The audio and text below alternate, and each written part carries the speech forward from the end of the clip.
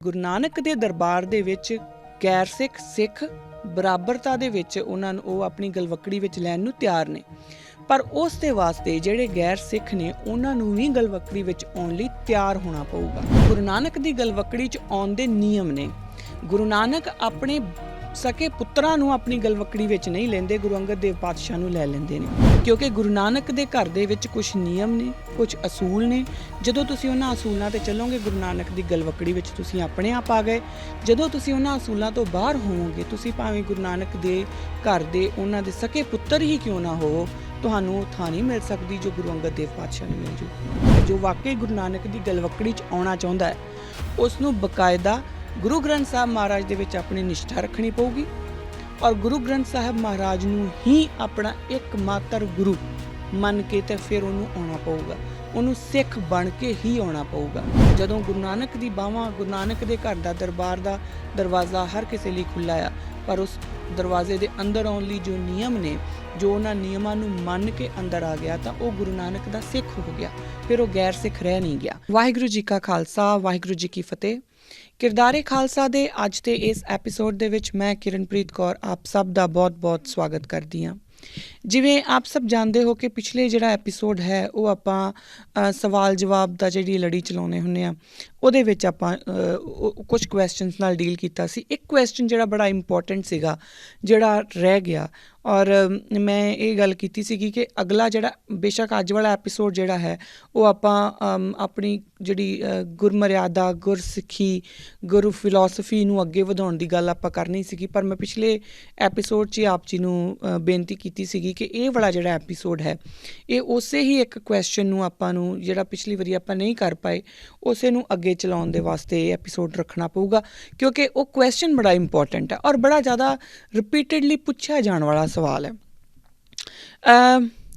ਸਵਾਲ ਮੈਂ ਪਿਛਲੀ ਵਾਰੀ ਵੀ ਬੋਲ ਕੇ ਗਈ ਸੀ, ਅੱਜ ਫਿਰ ਦੁਹਰਾ ਦਿੰਦੀ ਹਾਂ, ਪਰ ਉਸ ਦਾ ਜਵਾਬ ਤੱਕ ਪਹੁੰਚਣ ਤੋਂ ਪਹਿਲਾਂ ਮੈਂ ਆਪ ਸਭ ਨੂੰ ਇੱਕ ਬੇਨਤੀ ਕਰਨਾ ਚਾਹੁੰਦੀ ਹਾਂ ਕਿ ਹੋ ਸਕਦਾ ਹੈ ਕਿਸੇ ਨੂੰ ਇਹ ਲੱਗੇ ਕਿ ਇਹ ਜਿਹੜਾ ਜਵਾਬ ਦਿੱਤਾ ਨਾ ਬੜਾ ਕੱਟੜਪੰਥੀ ਜਵਾਬ ਹੈ, ਜਾਂ ਇਹ ਬੜਾ ਕੱਟੜ ਜਵਾਬ ਦਿੱਤਾ ਹੈ, ਇਹ ਫਿਲੋਸਫੀ ਨਹੀਂ, ਜੋ ਅਕਸਰ ਹੀ ਲੋਕ ਕਹਿ ਦਿੰਦੇ ਕਿ ਗੁਰੂ ਨਾਨਕ ਦੀ ਇਹ ਫਿਲੋਸਫੀ ਨਹੀਂ।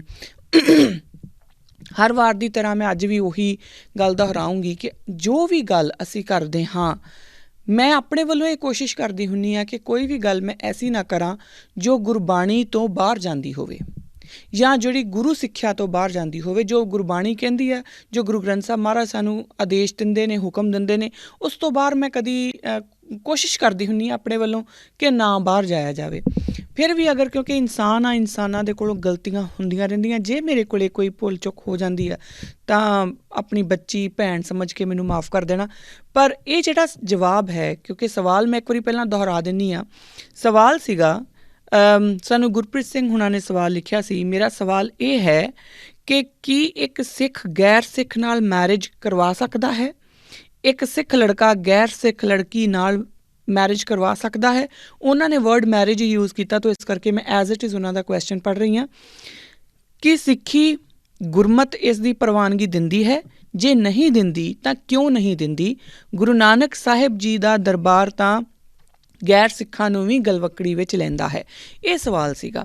ਹੁਣ ਜਦੋਂ ਇਸ 'ਤੇ ਆਪਾਂ ਜਵਾਬ ਵੱਲ ਜਾਵਾਂਗੇ ਤਾਂ ਜਿਵੇਂ ਮੈਂ ਪਹਿਲਾਂ ਆਪ ਨੂੰ ਬੇਨਤੀ ਕੀਤੀ ਹੈ ਕਿ ਹੋ ਸਕਦਾ ਕੁਝ ਸੰਗਤ 'ਚੋਂ ਕਿਸੇ ਨੂੰ ਇਸ ਤਰ੍ਹਾਂ ਲੱਗੇ ਕਿ ਬੜਾ ਕੱਟੜਪੰਥੀ ਜਵਾਬ ਹੈ, ਪਰ ਇਸ ਨੂੰ ਜਰਾ ਸਮਝਣ ਦੀ ਕੋਸ਼ਿਸ਼ ਕਰਨਾ ਅਤੇ ਆਪਣੇ ਕੋਲੋਂ ਇਹ ਸਵਾਲ ਪੁੱਛਣਾ ਕਿ ਕਿਤੇ ਤੁਸੀਂ ਇਸ ਕਰਕੇ ਤਾਂ ਨਹੀਂ ਇਸ ਜਵਾਬ ਨੂੰ ਕੱਟੜ ਮੰਨ ਰਹੇ ਕਿਉਂਕਿ ਤੁਹਾਡੇ ਆਪਣੇ ਬੱਚਿਆਂ ਨੇ ਗੈਰ ਸਿੱਖ ਬੱਚਿਆਂ ਨਾਲ ਵਿਆਹ ਕਰਾਇਆ ਹੋਇਆ।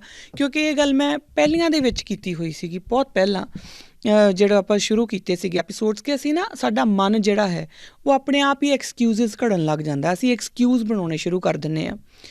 ਜੋ ਕੰਮ ਅਸੀਂ ਨਹੀਂ ਕਰ ਪਾ ਰਹੇ ਹੁੰਦੇ, ਜੇ ਮੇਰੇ ਕੋਲੋਂ ਸਵੇਰੇ ਅੰਮ੍ਰਿਤ ਵੇਲੇ ਨਹੀਂ ਉੱਠਿਆ ਜਾਂਦਾ ਤਾਂ ਮੇਰੇ ਲਈ ਬਹੁਤ ਸੌਖਾ ਹੋ ਜਾਂਦਾ। ਮੈਂ ਉਹਨੂੰ ਕਹਿ ਦਾਂ ਕਿ ਗੁਰਬਾਣੀ, ਤੁਸੀਂ ਗੁਰਬਾਣੀਓ ਪੜ੍ਹਨੀ, ਅੰਮ੍ਰਿਤ ਵੇਲੇ ਦੀ ਕਿਹੜੀ ਗੱਲ ਹੈ ਨਾ, ਤਾਂ ਫਿਰ ਉਹ ਉੱਥੇ ਫਿਰ ਸਾਨੂੰ ਗੁਰਬਾਣੀ ਦੀ ਉਹ ਗੱਲ ਯਾਦ ਰੱਖਣੀ ਪਊਗੀ, ਅੰਮ੍ਰਿਤ ਵੇਲਾ ਸੱਚ ਨਾਓ, ਹੈ ਨਾ। ਫਿਰ ਉਹ ਗੁਰੂ ਮਹਾਰਾਜ ਨੇ ਅੰਮ੍ਰਿਤ ਵੇਲਾ ਨਹੀਂ ਸੀ ਕਹਿਣਾ ਜੇ ਉਹਦਾ ਮਹਾਤਮ ਨਾ ਹੁੰਦਾ, ਪਰ ਕਿਉਂਕਿ ਮੈਂ ਨਹੀਂ ਉੱਠ ਪਾਉਂਦੀ, ਇਸ ਕਰਕੇ ਮੈਂ ਆਪਣੇ ਆਪ ਹੀ ਇੱਕ ਝੂਠਾ ਜਿਹਾ ਆਪਣੇ ਆਪ ਨਾਲ ਐਕਸਕਿਊਜ਼ ਘੜਨ ਦੇ ਲਈ, ਆਪਣੇ ਆਪ ਨੂੰ ਸਹੀ ਸਾਬਤ ਕਰਨ ਦੇ ਲਈ ਮੈਂ ਇਹ ਕਹਿਣਾ ਸ਼ੁਰੂ ਕਰ ਦਿੰਦੀ ਹਾਂ ਕਿ ਭਾਵੇਂ ਕੋਈ ਸਵੇਰੇ ਨਾ ਵੀ ਉੱਠੇ, ਬੜੇ ਸਾਡੇ ਜਿਹੜੇ ਪ੍ਰਚਾਰਕ ਨੇ ਉਹ ਵੀ ਅੱਜ ਕੱਲ੍ਹ ਅਪਗ੍ਰੇਡ ਹੋ ਗਏ ਆ, ਹੈ ਨਾ, ਔਰ ਉਹਨਾਂ ਨੂੰ ਲੱਗਦਾ ਕਿ ਅਸੀਂ ਹਰ ਤਰੀਕੇ ਨਾਲ ਇਹਨੂੰ ਮਾਡਰਨਾਈਜ਼ ਕਰ ਰਹੇ ਹਾਂ, ਜਦ ਕਿ ਉਹ ਮਾਡਰਨਾਈਜ਼ ਨਹੀਂ ਕਰ ਰਹੇ ਹੁੰਦੇ। ਅਸੀਂ ਕਿਤੇ ਨਾ ਕਿਤੇ ਆਪਣੇ ਆਪ ਨਾਲ ਇਹ ਕਹਾਣੀਆਂ ਘੜ ਰਹੇ ਹੁੰਦੇ ਹਾਂ, ਆਪਣੇ ਐਕਸਕਿਊਜ਼ਸ ਘੜ ਰਹੇ ਹੁੰਦੇ ਹਾਂ। ਮੈਂ ਇਸ ਗੱਲ ਨੂੰ ਮਨੋ ਵਿਗਿਆਨ ਦੇ ਰੂਪ ਦੇ ਵਿੱਚ ਸਮਝਦੀ ਹਾਂ, ਕਿਉਂਕਿ ਇਨਸਾਨ ਦਾ ਜਿਹੜਾ ਹਿਊਮਨ ਮਾਈਂਡ ਹੈ ਉਹ ਹਿਊਮਨ ਬਿਹੇਵੀਅਰ ਨੂੰ ਬੜੀ ਚੰਗੀ ਤਰ੍ਹਾਂ ਗਾਈਡ ਕਰਦਾ ਹੈ। ਉਸੇ ਮਨੋਵਿਗਿਆਨ ਦੇ ਵਿੱਚੋਂ ਮੈਂ ਇਹ ਗੱਲ ਕਰ ਰਹੀ ਹਾਂ। ਸੋ ਉਹਦੇ ਵਿੱਚੋਂ ਹੀ ਮੈਂ ਇਹ ਗੱਲ ਪਹਿਲਾਂ ਹੀ ਕਹਿਣਾ ਜ਼ਰੂਰੀ ਸਮਝਿਆ, ਕਿਉਂਕਿ ਆਪ ਜੀ ਜਦੋਂ ਇਹ ਜਵਾਬ ਸੁਣੋਗੇ ਤਾਂ ਇਸ ਜਵਾਬ ਨੂੰ ਬਿਲਕੁਲ ਆਪਣੇ ਪਰਸਨਲ ਜਿਹੜੀਆਂ ਜੋ ਵੀ ਤੁਹਾਡੀ ਸਥਿਤੀ ਹੈ ਉਸ ਨੂੰ ਸਾਈਡ 'ਤੇ ਰੱਖ ਕੇ ਸੁਣਨਾ।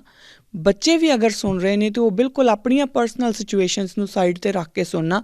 ਔਰ ਫਿਰ ਆਪਾਂ ਦੇਖਦੇ ਹਾਂ, ਅਗਰ ਉਹਦੇ ਵਿੱਚ ਫਿਰ ਵੀ ਤੁਹਾਨੂੰ ਲੱਗੇ ਕਿ ਨਹੀਂ ਮੈਂ ਕੁਛ ਗਲਤ ਕਿਹਾ ਆ, ਤਾਂ ਤੁਸੀਂ ਮੈਨੂੰ ਈਮੇਲ ਕਰਕੇ ਦੱਸ ਸਕਦੇ ਆ ਕਿ ਮੈਂ ਇੱਥੇ ਗਲਤ ਕਿਹਾ, ਔਰ ਉਹਦੇ ਨਾਲ ਆਪਣਾ ਜੋ ਜਵਾਬ ਹੈ, ਤੁਹਾਡੀ ਜੋ ਤੁਹਾਡਾ ਥਾਟ ਹੈ ਉਹਨੂੰ ਤੁਸੀਂ ਸਾਡੇ ਨਾਲ ਸਾਂਝਾ ਕਰ ਸਕਦੇ ਆ। ਔਰ ਅਗਰ ਮੈਨੂੰ ਉਹ ਲੱਗਾ ਕਿ ਮੈਂ ਇਕੱਲੀ ਕੌਣ ਹੁੰਦੀ ਹਾਂ ਲੱਗਣ ਵਾਲੀ, ਪਰ ਅਗਰ ਸੰਗਤ ਰੂਪ ਦੇ ਵਿੱਚ ਮੈਨੂੰ ਲੱਗਾ ਕਿ ਹਾਂਜੀ ਇਹ ਵਾਕਈ ਇੱਥੇ ਕੁਛ ਸੈਂਸ ਬਣਦੀ ਆ, ਤਾਂ ਮੈਂ ਉਸ ਥਾਟ ਨੂੰ ਵੀ ਇਸੇ ਹੀ ਮੰਚ ਦੇ ਥਰੂ ਤੁਹਾਡੇ ਸਾਰਿਆਂ ਦੇ ਨਾਲ ਸਾਂਝਾ ਕਰੂੰਗੀ, ਜਿਹਦੇ ਵਿੱਚ ਫਿਰ ਆਪਾਂ ਸੰਗਤ ਤੋਂ ਹੀ ਹੋਰ ਆਦਾਨ ਪ੍ਰਦਾਨ ਕਰ ਸਕਦੇ ਹਾਂ ਥਾਟਸ ਦਾ, ਆਪਣੀਆਂ ਸਮਝ ਦਾ, ਹੈ ਨਾ। ਕਿਉਂਕਿ ਗੁਰੂ ਨੇ ਸਾਨੂੰ ਇਹੀ ਆਦੇਸ਼ ਦਿੱਤਾ ਹੈ ਕਿ ਦੁਵਿਧਾ ਦੂਰ ਕਰੋ ਲਿਵ ਲਾਏ, ਤਾਂ ਫਿਰ ਜਦੋਂ ਆਪਾਂ ਇਕੱਠੇ ਹੋ ਕੇ ਦੁਵਿਧਾ ਦੂਰ ਕਰ ਸਕਦੇ ਹਾਂ, ਹੈ ਨਾ।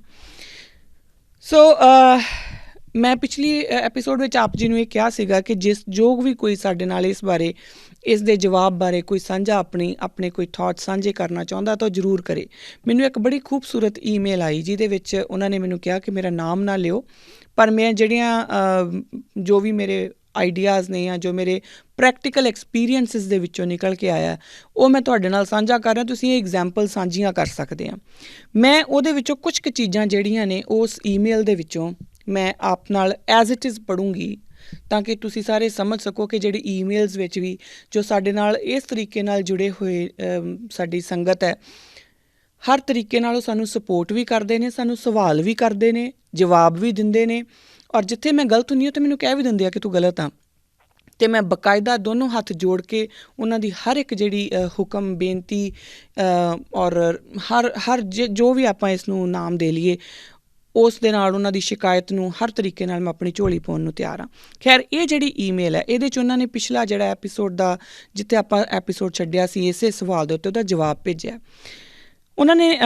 ਬਾਕੀ ਮੈਂ ਹਜੇ ਕੁਛ ਨਹੀਂ ਪੜ੍ਹੂੰਗੀ, ਮੈਂ ਇੱਥੇ ਸਿੱਧਾ ਇਹ ਗੱਲ ਕਰੂੰਗੀ। ਔਰ ਉਹ ਜਿਨ੍ਹਾਂ ਨੇ ਸਾਨੂੰ ਈਮੇਲ ਲਿਖੀ ਹੈ ਉਹਨਾਂ ਨੇ ਲਿਖਿਆ ਕਿ ਮੈਂ ਜਿਹੜਾ I have been an authorised person to register marriages in the Gurdwara Sahib for over 25 years। So ਜੋ ਕੁਝ ਵੀ ਲਿਖ ਰਹੇ ਨੇ ਸਾਨੂੰ ਉਹ ਉਹਨਾਂ ਦੇ ਪ੍ਰੈਕਟੀਕਲ ਐਕਸਪੀਰੀਅੰਸ 'ਚੋਂ ਨਿਕਲ ਕੇ ਆਇਆ, ਕਿਉਂਕਿ 25 ਸਾਲ ਉਹਨਾਂ ਨੇ UK ਦੇ ਵਿੱਚ ਰਹਿ ਕੇ ਇੱਥੇ ਬਾਕਾਇਦਾ ਮੈਰਿਜਿਸ ਨੂੰ ਰਜਿਸਟਰ ਕਰਨ ਦਾ ਕੰਮ ਕੀਤਾ ਆ। ਹੁਣ ਉਸ ਤੋਂ ਬਾਅਦ ਉਹ ਲਿਖਦੇ ਕੀ ਨੇ, Firstly, it is normal that parents who wish to perform Anand Karaj for their sibling rather than the couple themselves, the couple have no interest, children likhna siga shayad unna ne, the couple have no interest but feel to oblige their parents. Often the argument is put that the couple will stay connected to the Gurdwara Sahib and Sikhi. In my experience, this has never had happened. The parents are hanging to illusion, except once when the couple returned for naming ceremony of their son and called him John Singh. In few cases, I have successfully argued that Anand Karaj is not a drama to enact in front of family and friends. It is a dialogue between them and the Guru. Hence, they need to believe in the same Guru, where they are committing themselves to the Guru to seek his grace in front of the Sadh Sangat. One cannot seek a grace from a Guru that one does not believe in.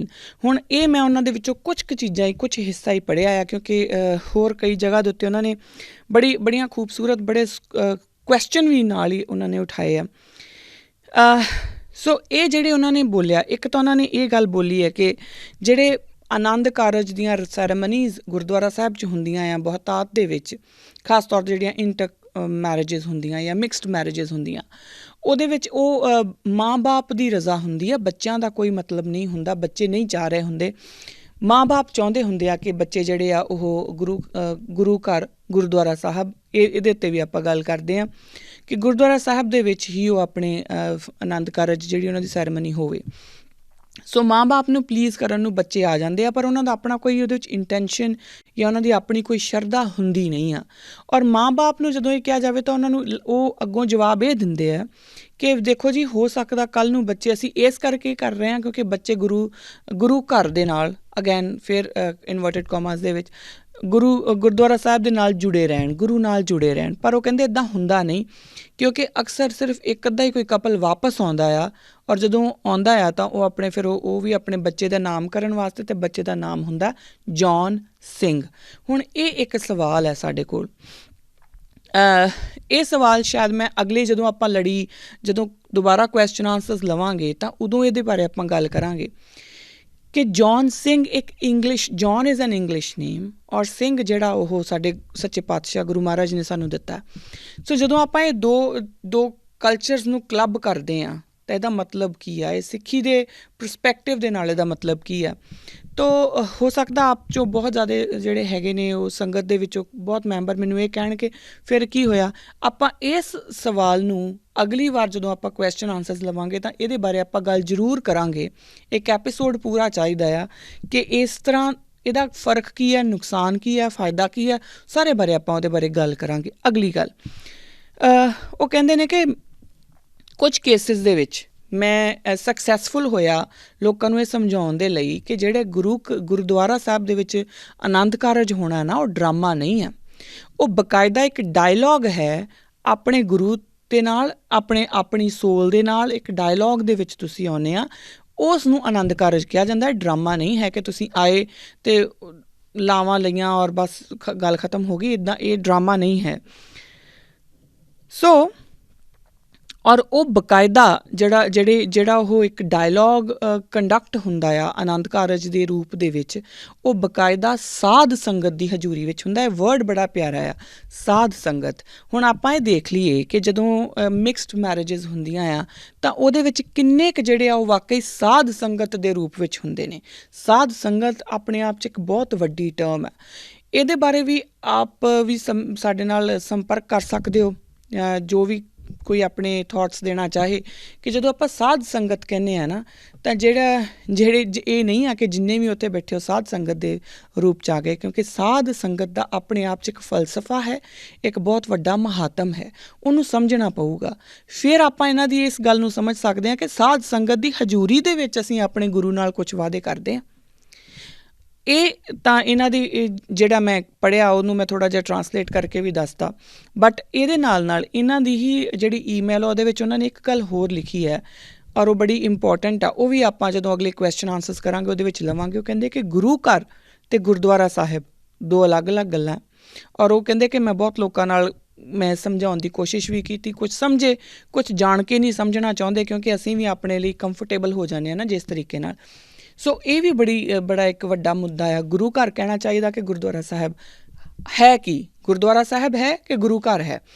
ਇਹਨੂੰ ਵੀ ਆਪਾਂ ਅਗਲੇ ਜਿਹੜਾ question answer series ਹੋਊਗੀ ਉਹਦੇ ਵਿੱਚ ਇਸ question ਨੂੰ ਵੀ ਲਵਾਂਗੇ। ਸੋ ਹੁਣ ਆਪਣੇ ਕੋਲ 2 ਸਵਾਲ ਹੋਰ ਆ ਗਏ ਜਿਹੜੇ ਆਪਾਂ ਅਗਲੀ ਜਿਹੜੀ ਕੁਐਸਚਨ ਆਨਸਰ ਸੀਰੀਜ਼ ਉਹਦੇ ਵਿੱਚ ਲਵਾਂਗੇ। ਇੱਕ, ਗੁਰੂ ਘਰ ਕਿ ਗੁਰਦੁਆਰਾ ਸਾਹਿਬ। ਦੂਜੀ, ਜੌਨ ਸਿੰਘ ਦੇ ਵਿੱਚ ਗੜਬੜ ਕੀ ਹੈ, ਪ੍ਰੋਬਲਮ ਕੀ ਹੈ, ਜੇ ਇਹ ਉਹਨਾਂ ਨੇ ਬਕਾਇਦਾ ਉਹਨੂੰ ਇਨਵਰਟਡ ਕਾਮਾਸ 'ਚ ਰੱਖਿਆ ਤਾਂ ਕਿਉਂ ਰੱਖਿਆ ਹੈ, ਹੈਗੀ ਵੀ ਆ ਕਿ ਨਹੀਂ ਹੈਗੀ, ਕਿ ਸਿਰਫ ਇਹ ਇੱਕ ਸਾਡੀ ਦਿਸ਼ਾ ਮਾਤਰ ਹੀ ਹੈ ਕਿ ਇਹ ਇਸ ਤਰੀਕੇ ਨਾਲ ਕਲੱਬਡ ਜਿਹੜੇ ਕਲਚਰਸ ਆ ਉਹ ਪੈਦਾ ਹੁੰਦੇ ਆ। ਔਰ ਕਲੱਬਡ ਕਲਚਰਸ ਵਿੱਚ ਕੋਈ ਮਾੜੀ ਗੱਲ ਨਹੀਂ ਹੈ ਇਹਦੇ 'ਚ, ਬਿਲਕੁਲ ਵੀ। ਮੈਂ ਬਿਲਕੁਲ ਇਸ ਚੀਜ਼ ਦੇ ਬਾਰੇ ਨਹੀਂ ਪ੍ਰਮੋਟ ਕਰ ਰਹੀ ਕਿ ਕਲਚਰਸ ਇਕੱਠੇ ਨਹੀਂ ਹੋਣੇ ਚਾਹੀਦੇ। ਜਿਹੜੀ ਬਾਕੀ ਦੀ ਉਹਨਾਂ ਦੀ ਈਮੇਲ ਸੀਗੀ ਉਹਦੇ ਵਿੱਚ ਆਪਾਂ ਅੱਜ ਦਾ ਜਿਹੜਾ ਮੇਰਾ ਆਨਸਰ ਹੈ ਤਕਰੀਬਨ ਇਸ ਈਮੇਲ ਦੇ ਵਿੱਚ ਕੰਪਲੀਟ ਹੋ ਜਾਂਦਾ ਹੈ। ਪਰ ਜਿਸ ਤਰੀਕੇ ਨਾਲ ਮੈਨੂੰ ਲੱਗਦਾ ਕਿ ਮੈਨੂੰ ਥੋੜ੍ਹਾ ਜਿਹਾ ਇਹਨੂੰ ਇਲੈਬੋਰੇਟ ਕਰਨ ਦੀ ਜ਼ਰੂਰਤ ਹੈ, ਤਾਂ ਉਹ ਮੈਂ ਇਲੈਬੋਰੇਟ ਆਪ ਸਭ ਦੇ ਨਾਲ ਕਰਨ ਜਾ ਰਹੀ ਹਾਂ। ਹੁਣ ਤੁਸੀਂ ਦੇਖੋਗੇ ਕਿ ਜਿੰਨਾ ਵੀ ਮੈਂ ਬੋਲੂੰਗੀ ਉਹ ਇਸੇ ਹੀ ਈਮੇਲ ਦਾ ਵਿਸਥਾਰ ਹੈ ਇੱਕ ਹਿਸਾਬ ਨਾਲ। ਤੋ ਜਦੋਂ ਇਹ ਈਮੇਲ ਮੇਰੇ ਕੋਲ ਆਈ ਔਰ ਮੈਂ ਪੜ੍ਹਿਆ ਤਾਂ ਮੈਨੂੰ ਲੱਗਾ ਕਿ ਠੀਕ ਹੈ, ਜੋ ਤੂੰ ਜਵਾਬ ਦੇਣਾ ਹੈ ਘੱਟੋ ਘੱਟ ਸੰਗਤ ਦੇ ਵਿੱਚ ਇੱਕ ਤਾਂ ਹੈ ਜਿਹੜਾ ਤੇਰੇ ਨਾਲ ਅਗਰੀ ਕਰ ਜੂਗਾ ਕਿ ਹਾਂ ਠੀਕ ਹੈ, ਚਲੋ ਕੋਈ ਗੱਲ ਨਹੀਂ। ਸੋ ਇਹੀ ਈਮੇਲ ਦਾ ਵਿਸਥਾਰ ਜਿਹੜਾ ਉਹ ਮੇਰੇ ਪੂਰੇ ਜਵਾਬ ਦੇ ਵਿੱਚ ਆਪ ਸਭ ਨੂੰ ਮਿਲੂਗਾ। ਹੁਣ ਜਦੋਂ ਮੈਂ ਦੁਬਾਰਾ ਗੁਰਪ੍ਰੀਤ ਸਿੰਘ ਹੋਣਾ ਦੇ ਸਵਾਲ 'ਤੇ ਹੀ ਆਉਂਦੀ ਹਾਂ, ਉਹ ਕਹਿੰਦੇ ਨੇ ਕਿ ਗੁਰੂ ਨਾਨਕ ਸਾਹਿਬ ਜੀ ਦਾ ਦਰਬਾਰ ਤਾਂ ਗੈਰ ਸਿੱਖ ਨੂੰ ਵੀ ਗਲਵੱਕੜੀ ਵਿੱਚ ਲੈਂਦਾ ਹੈ। ਤਾਂ ਗੁਰਪ੍ਰੀਤ ਸਿੰਘ ਜੀ, ਤੁਸੀਂ ਬਿਲਕੁਲ ਸਹੀ ਕਹਿ ਰਹੇ ਹੋ ਕਿ ਗੁਰੂ ਨਾਨਕ ਸਾਹਿਬ ਦਾ ਜਿਹੜਾ ਦਰਬਾਰ ਹੈ ਉਹ ਗੈਰ ਸਿੱਖ ਨੂੰ ਵੀ ਗਲਵੱਕੜੀ ਵਿੱਚ ਲੈਂਦਾ ਹੈ। ਪਰ ਇਸ ਦੇ ਨਾਲ ਅਗਲੀ ਗੱਲ ਇਹ ਹੈ ਕਿ ਜਿਹੜਾ ਗੈਰ ਸਿੱਖ ਹੈ ਉਹ ਵੀ ਤਾਂ ਗਲਵੱਕੜੀ 'ਚ ਆਉਣ ਨੂੰ ਤਿਆਰ ਹੋਵੇ ਨਾ। ਗੁਰੂ ਨਾਨਕ ਪਾਤਸ਼ਾਹ ਇਕੱਲੇ ਹੀ ਬਾਹਾਂ ਖਿਲਾਰ ਕੇ ਬੈਠੇ ਨਹੀਂ ਰਹਿ ਸਕਦੇ ਅਤੇ ਅਗਲਾ ਬੰਦਾ ਆਪਣੀਆਂ ਬਾਹਾਂ ਇੰਚ ਕਰਕੇ ਨਹੀਂ ਰੱਖ ਸਕਦਾ, ਫਿਰ ਕਦੀ ਵੀ ਉਹ ਜਿਹੜੀ ਗਲਵੱਕੜੀ ਵਾਲੀ ਗੱਲ ਪੂਰੀ ਨਹੀਂ ਹੁੰਦੀ। ਅਤੇ ਜਦੋਂ ਆਪਾਂ ਕਿਸੇ ਦੀ ਗਲਵੱਕੜੀ 'ਚ ਜਾਣਾ ਆ, ਅਗਰ ਹੁਣ ਆਪਣੇ ਆਪ ਨੂੰ ਇਸ ਜਗ੍ਹਾ ਦੇ ਉੱਤੇ ਰੱਖ ਕੇ ਦੇਖਿਓ ਕਿ ਤੁਸੀਂ ਅਗਰ ਕਿਸੇ ਵੱਲ ਦੋਸਤੀ ਦਾ ਹੱਥ ਵਧਾ ਕੇ ਬੈਠੇ ਆ, ਕਿ ਤੁਸੀਂ ਹੱਥ ਵਧਾਇਆ ਹੋਇਆ ਕਿ ਮੈਂ ਹੱਥ ਮਿਲਾਉਣਾ ਆ, ਅਤੇ ਅਗਲਾ ਤੁਹਾਡੇ ਹੱਥ ਦੇ ਵਿੱਚ ਆਪਣਾ ਹੱਥ ਨਹੀਂ ਦੇ ਰਿਹਾ, ਤਾਂ ਕਿਆ ਉੱਥੇ ਉਹ ਦੋਸਤੀ ਕੰਪਲੀਟ ਹੋਊਗੀ? ਨਹੀਂ ਹੋਊਗੀ। ਸਗੋਂ ਉਹਦੇ ਨਾਲ ਇੱਕ ਹੋਰ ਗੱਲ ਕੀ ਆਊਗੀ, ਉਹਦੇ ਨਾਲ ਇੱਕ ਫੀਲਿੰਗ ਆ ਜਾਊਗੀ ਕਿ ਇਹਨੂੰ ਮੈਂ ਪਸੰਦ ਨਹੀਂ, ਰਾਈਟ। ਇਸੇ ਤਰੀਕੇ ਨਾਲ ਗੁਰੂ ਨਾਨਕ ਦੇ ਦਰਬਾਰ ਦੇ ਵਿੱਚ ਗੈਰ ਸਿੱਖ ਸਿੱਖ ਬਰਾਬਰਤਾ ਦੇ ਵਿੱਚ ਉਹਨਾਂ ਨੂੰ ਉਹ ਆਪਣੀ ਗਲਵੱਕੜੀ ਵਿੱਚ ਲੈਣ ਨੂੰ ਤਿਆਰ ਨੇ, ਪਰ ਉਸ ਦੇ ਵਾਸਤੇ ਜਿਹੜੇ ਗੈਰ ਸਿੱਖ ਨੇ ਉਹਨਾਂ ਨੂੰ ਵੀ ਗਲਵੱਕੜੀ ਵਿੱਚ ਆਉਣ ਲਈ ਤਿਆਰ ਹੋਣਾ ਪਊਗਾ, ਰਾਜ਼ੀ ਹੋਣਾ ਪਊਗਾ। ਹੁਣ ਗੁਰੂ ਨਾਨਕ ਦੀ ਗਲਵੱਕੜੀ 'ਚ ਆਉਣ ਦੇ ਨਿਯਮ ਨੇ। ਗੁਰੂ ਨਾਨਕ ਆਪਣੇ ਸਕੇ ਪੁੱਤਰਾਂ ਨੂੰ ਆਪਣੀ ਗਲਵੱਕੜੀ ਵਿੱਚ ਨਹੀਂ ਲੈਂਦੇ, ਗੁਰੂ ਅੰਗਦ ਦੇਵ ਪਾਤਸ਼ਾਹ ਨੂੰ ਲੈ ਲੈਂਦੇ ਨੇ। ਉਹਦਾ ਕਾਰਨ ਹੈ ਕਿਉਂਕਿ ਗੁਰੂ ਨਾਨਕ ਦੇ ਘਰ ਦੇ ਵਿੱਚ ਕੁਛ ਨਿਯਮ ਨੇ, ਕੁਛ ਅਸੂਲ ਨੇ। ਜਦੋਂ ਤੁਸੀਂ ਉਹਨਾਂ ਅਸੂਲਾਂ 'ਤੇ ਚੱਲੋਗੇ, ਗੁਰੂ ਨਾਨਕ ਦੀ ਗਲਵੱਕੜੀ ਵਿੱਚ ਤੁਸੀਂ ਆਪਣੇ ਆਪ ਆ ਗਏ। ਜਦੋਂ ਤੁਸੀਂ ਉਹਨਾਂ ਅਸੂਲਾਂ ਤੋਂ ਬਾਹਰ ਹੋਵੋਗੇ, ਤੁਸੀਂ ਭਾਵੇਂ ਗੁਰੂ ਨਾਨਕ ਦੇ ਘਰ ਦੇ ਉਹਨਾਂ ਦੇ ਸਕੇ ਪੁੱਤਰ ਹੀ ਕਿਉਂ ਨਾ ਹੋ, ਤੁਹਾਨੂੰ ਉਹ ਥਾਂ ਨਹੀਂ ਮਿਲ ਸਕਦੀ ਜੋ ਗੁਰੂ ਅੰਗਦ ਦੇਵ ਪਾਤਸ਼ਾਹ ਨੂੰ ਮਿਲ ਜੂਗੀ। ਗੁਰੂ ਅੰਗਦ ਦੇਵ ਮਹਾਰਾਜ ਸਾਡੇ ਗੁਰੂ ਦੇ ਰੂਪ 'ਚ ਆ ਗਏ। ਮੈਂ ਇਸ ਚੀਜ਼ ਨੂੰ ਇਸ ਤਰੀਕੇ ਨਾਲ ਸਮਝਾ ਰਹੀ ਹਾਂ ਜਾਂ ਇਹ ਗੱਲ ਕਹਿਣ ਦੀ ਕੋਸ਼ਿਸ਼ ਕਰ ਰਹੀ ਹਾਂ ਕਿ ਗੁਰੂ ਨਾਨਕ ਦੀ ਗਲਵੱਕੜੀ ਦੇ ਵਿੱਚ ਜਾਣ ਦੇ ਲਈ ਸਾਨੂੰ ਗੁਰੂ ਨਾਨਕ ਦੇ ਘਰ ਦੇ ਨਿਯਮ ਮੰਨਣੇ ਪੈਣਗੇ। ਗੁਰੂ ਨਾਨਕ ਦੀਆਂ ਜੋ ਉਹਨਾਂ ਨੇ ਮਰਿਆਦਾਵਾਂ ਸਾਡੇ ਲਈ ਸੈੱਟ ਕੀਤੀਆਂ ਨੇ ਉਹ ਮੰਨਣੀਆਂ ਪੈਣਗੀਆਂ। ਔਰ ਉਹਦੇ ਵਿੱਚ ਜਿਹੜੀਆਂ ਆਪਾਂ ਪਿਛਲੇ ਐਪੀਸੋਡ ਵਿੱਚ ਵੀ ਗੱਲ ਕਰਦੇ ਆਏ ਹਾਂ ਕਿ ਗੁਰੂ ਗ੍ਰੰਥ ਸਾਹਿਬ ਮਹਾਰਾਜ, ਕਿਉਂਕਿ ਸ਼ਬਦ ਗੁਰੂ ਨੂੰ ਹੀ ਗੁਰੂ ਨਾਨਕ ਗੁਰੂ ਕਹਿੰਦੇ ਨੇ, ਔਰ ਸ਼ਬਦ ਗੁਰੂ ਨੂੰ ਹੀ ਗੁਰੂ ਗ੍ਰੰਥ ਸਾਹਿਬ ਮਹਾਰਾਜ ਦੇ ਫਾਰਮ ਦੇ ਵਿੱਚ ਸਾਡੇ ਗੁਰੂ ਸਥਾਪਿਆ ਜਾਂਦਾ ਹੈ। ਤਾਂ ਜਦੋਂ ਵੀ ਗੁਰੂ ਨਾਨਕ ਦੇ ਘਰ ਦੇ ਵਿੱਚ ਆਉਣ ਵਾਲਾ ਜੋ ਗੈਰ ਸਿੱਖ ਹੈ, ਜੋ ਵਾਕਈ ਗੁਰੂ ਨਾਨਕ ਦੀ ਗਲਵੱਕੜੀ 'ਚ ਆਉਣਾ ਚਾਹੁੰਦਾ ਹੈ, ਉਸ ਨੂੰ ਬਕਾਇਦਾ ਗੁਰੂ ਗ੍ਰੰਥ ਸਾਹਿਬ ਮਹਾਰਾਜ ਦੇ ਵਿੱਚ ਆਪਣੀ ਨਿਸ਼ਠਾ ਰੱਖਣੀ ਪਊਗੀ ਔਰ ਗੁਰੂ ਗ੍ਰੰਥ ਸਾਹਿਬ ਮਹਾਰਾਜ ਨੂੰ ਹੀ ਆਪਣਾ ਇੱਕਮਾਤਰ ਗੁਰੂ ਮੰਨ ਕੇ ਤੇ ਫਿਰ ਉਹਨੂੰ ਆਉਣਾ ਪਊਗਾ, ਉਹਨੂੰ ਸਿੱਖ ਬਣ ਕੇ ਹੀ ਆਉਣਾ ਪਊਗਾ। ਅਗਰ ਤਾਂ ਜਿਹੜਾ ਗੈਰ ਸਿੱਖ ਜਿਹਦੇ ਨਾਲ ਤੁਸੀਂ ਵਿਆਹ ਕਰਾਉਣ ਦੀ ਗੱਲ ਕਰ ਰਹੇ ਹਾਂ, ਅਗਰ ਤਾਂ ਉਹ ਵੀ ਵਾਕਈ ਹੀ ਗੁਰੂ ਨਾਨਕ ਦੀ ਗਲਵੱਕੜੀ 'ਚ ਆਉਣ ਨੂੰ ਤਿਆਰ ਹੈ ਤਾਂ ਫਿਰ ਤਾਂ ਕੋਈ ਪ੍ਰੋਬਲਮ ਨਹੀਂ। ਜੇ ਉਹ ਵੀ ਸਿੱਖ ਬਣ ਸਕਦਾ ਤਾਂ ਕੋਈ ਪ੍ਰੋਬਲਮ ਨਹੀਂ। ਤੁਸੀਂ ਸਿੱਖ ਹੋ, ਉਹ ਵੀ ਸਿੱਖ ਹੈ, ਦੋਨਾਂ ਦਾ ਵਿਆਹ ਹੋ ਸਕਦਾ। ਫਿਰ ਉਹ ਗੈਰ ਸਿੱਖ ਨਹੀਂ ਰਹਿ ਜਾਂਦਾ, ਫਿਰ ਉਹ ਸਿੱਖ ਹੀ ਹੋ ਜਾਂਦਾ ਜਦੋਂ ਉਹ ਗੁਰੂ ਨਾਨਕ ਦੇ ਘਰ ਦੇ ਹਰ ਇੱਕ ਅਸੂਲ ਦੇ ਉੱਤੇ ਚੱਲਣਾ ਸ਼ੁਰੂ ਕਰਦਾ। ਹੁਣ ਹਰ ਇੱਕ ਅਸੂਲ ਦਾ ਜਿਹੜੀ ਗੱਲ ਆ ਉਹ ਆਪਾਂ ਪਿਛਲੇ ਲੰਬੇ ਸਮੇਂ ਤੋਂ ਕਰਦੇ ਆ ਰਹੇ ਹਾਂ, ਉਹ ਸਾਰੇ ਹੀ ਅਸੂਲਾਂ ਨੂੰ ਉਹਨੂੰ ਫੋਲੋ ਕਰਨਾ ਪਊਗਾ। ਤਾਂ ਉਹ ਜਦੋਂ ਉਹ ਕਰ ਲੈਂਦਾ ਤਾਂ ਬਿਲਕੁਲ ਉਹ ਕਦੀ ਵੀ ਕਿਸੇ ਵੀ ਫਾਰਮ ਦੇ ਵਿੱਚ ਉਹ ਗੈਰ ਸਿੱਖ ਰਹਿ ਹੀ ਨਹੀਂ ਜਾਂਦਾ, ਕਿਉਂਕਿ ਉਹ ਫਿਰ ਸਿੱਖ ਹੋ ਜਾਂਦਾ ਆ। ਤਾਂ ਜਦੋਂ ਗੁਰੂ ਨਾਨਕ ਦੀ ਬਾਹਾਂ, ਗੁਰੂ ਨਾਨਕ ਦੇ ਘਰ ਦਾ ਦਰਬਾਰ ਦਾ ਦਰਵਾਜ਼ਾ ਹਰ ਕਿਸੇ ਲਈ ਖੁੱਲ੍ਹਾ ਆ, ਪਰ ਉਸ ਦਰਵਾਜ਼ੇ ਦੇ ਅੰਦਰ ਆਉਣ ਲਈ ਜੋ ਨਿਯਮ ਨੇ, ਜੋ ਉਹਨਾਂ ਨਿਯਮਾਂ ਨੂੰ ਮੰਨ ਕੇ ਅੰਦਰ ਆ ਗਿਆ ਤਾਂ ਉਹ ਗੁਰੂ ਨਾਨਕ ਦਾ ਸਿੱਖ ਹੋ ਗਿਆ, ਫਿਰ ਉਹ ਗੈਰ ਸਿੱਖ ਰਹਿ ਨਹੀਂ ਗਿਆ। ਪਹਿਲੀ ਗੱਲ ਤਾਂ ਇਹ ਹੈ। ਅਗਲੀ ਗੱਲ ਜਿਹੜੀ ਹੈ,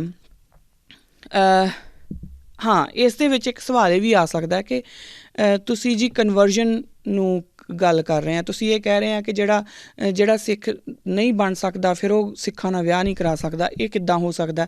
ਜਾਂ ਇਹਦੇ ਵਿੱਚ ਆਈ ਨੋ ਕਿ ਇਹ ਸਵਾਲ ਬਹੁਤ ਸਾਰੇ ਲੋਕਾਂ ਦੇ ਮਨਾਂ 'ਚ ਆਉਣੇ ਨੇ ਕਿ ਇਹ ਤਾਂ ਕੱਟੜਪੰਥੀ ਗੱਲ ਹੋ ਗਈ। ਤਾਂ ਫਿਰ ਤੁਸੀਂ ਕਹਿ ਰਹੇ ਹਾਂ ਕਿ ਖੰਡੇ ਬਾਟੇ ਦੀ ਜਦੋਂ ਤੱਕ ਪੌਲ ਨਹੀਂ ਛਕਦਾ ਫਿਰ ਉਹ ਅੰਮ੍ਰਿਤਧਾਰੀ ਨਹੀਂ ਹੁੰਦਾ, ਤਾਂ ਫਿਰ ਉਹ ਸਿੱਖ ਨਹੀਂ ਹੋ ਸਕਦਾ।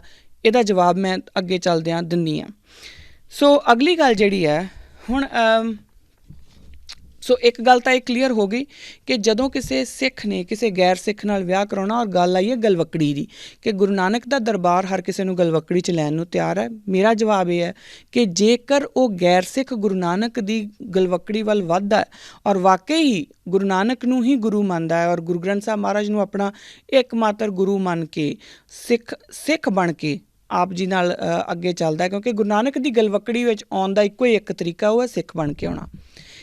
ਹੋਰ ਕਿਸੇ ਤਰੀਕੇ ਨਾਲ ਨਹੀਂ ਆਇਆ ਜਾ ਸਕਦਾ। ਜਦੋਂ ਆਪਾਂ ਇਹ ਕਹਿ ਦਿੰਦੇ ਨਾ ਕਿ ਗੁਰੂ ਨਾਨਕ ਗੈਰ ਸਿੱਖਾਂ ਲਈ ਵੀ ਸਾਂਝਾ ਹੈ, ਗੁਰੂ ਨਾਨਕ ਗੈਰ ਸਿੱਖਾਂ ਲਈ ਬਿਲਕੁਲ ਸਾਂਝੇ ਨੇ, ਪਰ ਜੇਕਰ ਗੁਰੂ ਨਾਨਕ ਦੇ ਦਿੱਤੇ ਹੋਏ ਨਿਯਮਾਂ ਦੇ ਉੱਤੇ ਸਿੱਖ ਘਰ ਦੇ ਵਿੱਚ ਪੈਦਾ ਹੋ ਕੇ ਵੀ ਕੋਈ ਨਹੀਂ ਚੱਲਦਾ ਤਾਂ ਉਹ ਗੁਰੂ ਨਾਨਕ ਦੀ ਗਲਵੱਕੜੀ 'ਚੋਂ ਬਾਹਰ ਹੈ, ਉਹ ਗੈਰ ਸਿੱਖ ਹੀ ਹੈ, ਬੇਸ਼ੱਕ ਉਹ ਸਿੱਖਾਂ ਦੇ ਘਰ 'ਚ ਕਿਉਂ ਨਹੀਂ ਪੈਦਾ ਹੋਇਆ।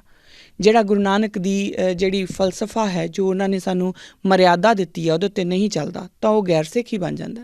ਹਰ ਉਹ ਗੈਰ ਸਿੱਖ ਜੋ ਗੁਰੂ ਨਾਨਕ ਦੇ ਫਲਸਫੇ ਉੱਤੇ ਚੱਲਦਾ। ਹੁਣ ਗੁਰੂ ਨਾਨਕ ਅਤੇ ਗੁਰੂ ਗੋਬਿੰਦ ਸਿੰਘ ਮਹਾਰਾਜ ਨੂੰ ਤੁਸੀਂ ਵੱਖਰਾ ਨਹੀਂ ਕਰ ਸਕਦੇ।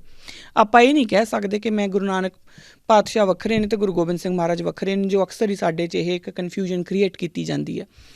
ਸੋ ਜੋ ਗੁਰੂ ਨਾਨਕ ਦੇ ਘਰ ਦੇ ਵਿੱਚ ਆ ਕੇ ਹਰ ਇੱਕ ਉਸ ਨਿਯਮ ਦੇ ਉੱਤੇ ਜੋ 10 ਗੁਰੂ ਸਾਹਿਬਾਨ ਨੇ ਸਾਨੂੰ ਦਿੱਤੇ ਔਰ ਗੁਰੂ ਗ੍ਰੰਥ ਸਾਹਿਬ ਮਹਾਰਾਜ ਅੱਜ ਸਾਨੂੰ ਦੱਸ ਰਹੇ ਨੇ, ਉਹਨਾਂ ਉੱਤੇ ਚੱਲਣ ਨੂੰ ਤਿਆਰ ਆ, ਉਹ ਗੈਰ ਸਿੱਖ ਨਹੀਂ ਰਹਿ ਜਾਂਦਾ, ਉਹ ਸਿੱਖ ਹੀ ਬਣ ਜਾਂਦਾ। ਤੁਸੀਂ ਬਕਾਇਦਾ ਦੋ ਸਿੱਖਾਂ ਦਾ ਵਿਆਹ ਆਪਸ 'ਚ ਹੋ ਸਕਦਾ। ਹੁਣ ਆਈਏ ਅਗਲੇ ਸਵਾਲ ਦੇ ਉੱਤੇ,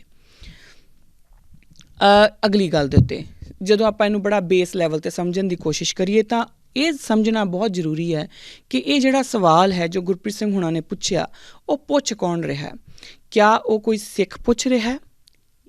ਸਿੱਖ ਤੋਂ ਮੇਰਾ ਮਤਲਬ ਇਹ ਕਿ ਕਿਆ ਕੋਈ ਐਸਾ ਗੁਰਸਿੱਖ ਪੁੱਛ ਰਿਹਾ ਹੈ ਜਿਹੜਾ ਹਰ ਇੱਕ ਤਰੀਕੇ ਨਾਲ ਗੁਰੂ ਗ੍ਰੰਥ ਸਾਹਿਬ ਮਹਾਰਾਜ ਨੂੰ ਤਨ ਮਨ ਧਨ ਤੋਂ ਬਕਾਇਦਾ ਸਮਰਪਿਤ ਹੈ, ਉਹ ਪੁੱਛ ਰਿਹਾ? ਔਰ ਜੋ ਹਰ ਇੱਕ ਕੰਮ ਜਿਹੜਾ ਹੈ ਉਹ ਆਪਣੇ ਗੁਰੂ ਦੀ ਆਗਿਆ ਦੇ ਨਾਲ ਹੀ ਕਰਨਾ ਚਾਹੁੰਦਾ, ਗ੍ਰਸਤ ਜੀਵਨ ਦੇ ਵਿੱਚ ਪ੍ਰਵੇਸ਼ ਉਹ ਗੁਰੂ ਦੀ ਆਗਿਆ ਨਾਲ ਕਰਨਾ ਚਾਹੁੰਦਾ। ਕਿਆ ਇਹ ਸਵਾਲ ਗੁਰਪ੍ਰੀਤ ਸਿੰਘ ਜੋ ਕਿ ਗੁਰਸਿੱਖ ਨੇ ਉਹ ਪੁੱਛ ਰਹੇ ਨੇ, ਜਾਂ ਗੁਰਪ੍ਰੀਤ ਸਿੰਘ ਉਹ ਪੁੱਛ ਰਹੇ ਨੇ ਜਿਹੜੇ ਸਿਰਫ ਸਿੱਖਾਂ ਦੇ ਘਰ ਦੇ ਵਿੱਚ ਪੈਦਾ ਤਾਂ ਹੋਏ ਨੇ, ਜਨਮ ਤਾਂ ਉਹਨਾਂ ਨੇ ਸਿੱਖਾਂ ਦੇ ਘਰ ਵਿੱਚ ਲਿਆ, ਪਰ ਉਹਨਾਂ ਦਾ ਗੁਰੂ ਗ੍ਰੰਥ ਸਾਹਿਬ ਮਹਾਰਾਜ ਨਾਲ ਦੂਰ ਦੂਰ ਤੱਕ ਕੋਈ ਵਾਸਤਾ ਨਹੀਂ। ਉਹ ਗੁਰੂ ਗ੍ਰੰਥ ਸਾਹਿਬ ਮਹਾਰਾਜ ਦੇ ਵਿੱਚ ਕੋਈ ਸ਼ਰਧਾ ਨਹੀਂ ਰੱਖਦੇ, ਜੇ ਰੱਖਦੇ ਵੀ ਹੈ ਤਾਂ ਬੜੇ ਸੁਪਰਫਿਸ਼ੀਅਲ ਲੈਵਲ ਦੇ ਵਿੱਚ ਸ਼ਰਧਾ ਰੱਖਦੇ ਆ। ਉਹਨਾਂ ਨੂੰ ਉਹ ਗੁਰੂ ਗ੍ਰੰਥ ਸਾਹਿਬ ਮਹਾਰਾਜ ਨੂੰ ਦੀਆਂ ਜਿਹੜੀਆਂ ਸਿੱਖਿਆਵਾਂ ਹੈ ਉਹਦੇ ਉੱਤੇ ਨਹੀਂ ਚੱਲਦੇ। ਤਾਂ ਅਗਰ ਉਸ ਗੁਰਪ੍ਰੀਤ ਸਿੰਘ ਨੇ ਪੁੱਛਿਆ ਤਾਂ ਦੋ ਅਲੱਗ-ਅਲੱਗ ਜਵਾਬ ਹੋਣਗੇ। ਸੋ ਹੁਣ ਆਪਾਂ ਗੱਲ ਕਰਾਂਗੇ ਪਹਿਲਾਂ ਗੁਰਸਿੱਖ ਦੀ, ਜਿਹੜਾ ਹਰ ਇੱਕ ਤਰੀਕੇ ਨਾਲ ਜਿਹੜਾ ਜਵਾਬ ਹੈ ਉਹ ਆਪਣੇ ਗੁਰੂ ਕੋਲੋਂ ਜਾਂ ਆਪਣੇ ਗੁਰੂ ਦੀ ਆਗਿਆ ਨਾਲ ਹੀ ਆਪਣੀ ਗ੍ਰਸਤ ਸ਼ੁਰੂ ਕਰਨੀ ਚਾਹੁੰਦਾ, ਉਹਦਾ ਜਵਾਬ ਕੀ ਹੋਣਾ ਚਾਹੀਦਾ? ਹੁਣ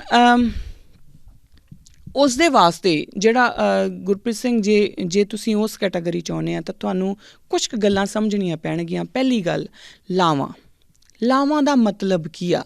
ਲਾਵਾਂ ਐਵੇਂ ਨਹੀਂ ਹੈ ਕਿ ਬਸ ਉਹ ਕੁਝ ਮੰਤਰਾਂ ਦਾ ਜਾਪ ਨਹੀਂ ਹੈ ਕਿ ਉਹ ਮੰਤਰ ਚੱਲ ਰਹੇ ਨੇ ਅਤੇ ਤੁਸੀਂ ਬਸ 4 ਚੱਕਰ ਕੱਟਣੇ ਆ। ਉਹ ਇੰਨੀ ਕੁ ਖੇਡ ਨਹੀਂ ਹੈ।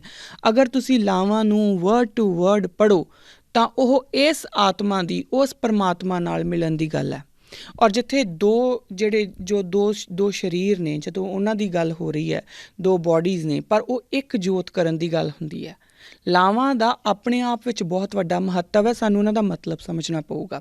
ਦੂਸਰੀ ਗੱਲ, ਜਦੋਂ ਅਸੀਂ ਗੁਰੂ ਮਹਾਰਾਜ ਦੇ ਸਾਹਮਣੇ ਬੈਠੇ ਹਾਂ ਔਰ ਜਿਸ ਤਰੀਕੇ ਨਾਲ ਉਹ ਈਮੇਲ ਦੀ ਗੱਲ ਦੁਬਾਰਾ ਆਉਂਦੀ ਆ ਕਿ ਜਦੋਂ ਅਸੀਂ ਆਨੰਦ ਕਾਰਜ ਦੀ ਉਸ ਸੈਰੇਮਨੀ 'ਚ ਹੁੰਦੇ ਹਾਂ, ਉਹ ਆਨੰਦ ਕਾਰਜ ਦੀ ਜੋ ਉਹ ਜਦੋਂ ਚੱਲ ਰਿਹਾ ਹੁੰਦਾ ਆ ਤਾਂ ਉਹ ਬਕਾਇਦਾ ਸਾਡੀ ਇੱਕ ਦੂਜੇ, ਮੇਰੀ ਔਰ ਮੇਰੇ ਹਸਬੈਂਡ ਦੀ, ਜਾਂ ਤੁਹਾਡੀ ਔਰ ਤੁਹਾਡੀ ਵਾਈਫ ਦੀ, ਜਾਂ ਹੋਣ ਵਾਲੀ ਵਾਈਫ ਦੀ, ਉਹਨਾਂ ਦੀਆਂ ਆਪਸ ਦੇ ਵਿੱਚ ਕੁਛ ਵਾਅਦੇ ਹੁੰਦੇ ਨੇ ਜੋ ਗੁਰੂ ਦੀ ਹਜ਼ੂਰੀ 'ਚ ਕਰਦੇ ਨੇ, ਔਰ ਉਹਦੇ ਨਾਲ ਹੀ ਉਹ ਦੋਨੋਂ ਇੱਕ ਪਰਿਵਾਰ ਹੋਣ ਦੇ ਨਾਤੇ ਕੁਛ ਵਾਅਦੇ ਆਪਣੇ ਗੁਰੂ ਨਾਲ ਵੀ ਕਰਦੇ ਨੇ। ਇਹ ਗੱਲ ਸਮਝਣ ਵਾਲੀ ਹੈ। ਜਦੋਂ ਆਨੰਦ ਕਾਰਜ ਹੁੰਦਾ ਆ ਤਾਂ ਉੱਥੇ ਉਹ ਦੋ ਸਰੀਰ ਬੈਠੇ ਨੇ, ਉਹ ਆਪਸ 'ਚ ਇੱਕ ਦੂਜੇ ਨਾਲ ਵਚਨਬੱਧਤਾ ਕਰਦੇ ਨੇ ਗੁਰੂ ਦੀ ਹਜ਼ੂਰੀ ਦੇ ਵਿੱਚ, ਔਰ ਉਹਦੇ ਨਾਲ ਉਹ ਆਪਣੇ ਗੁਰੂ ਨਾਲ ਵੀ ਕੁਝ ਵਚਨ ਕਰਦੇ ਨੇ।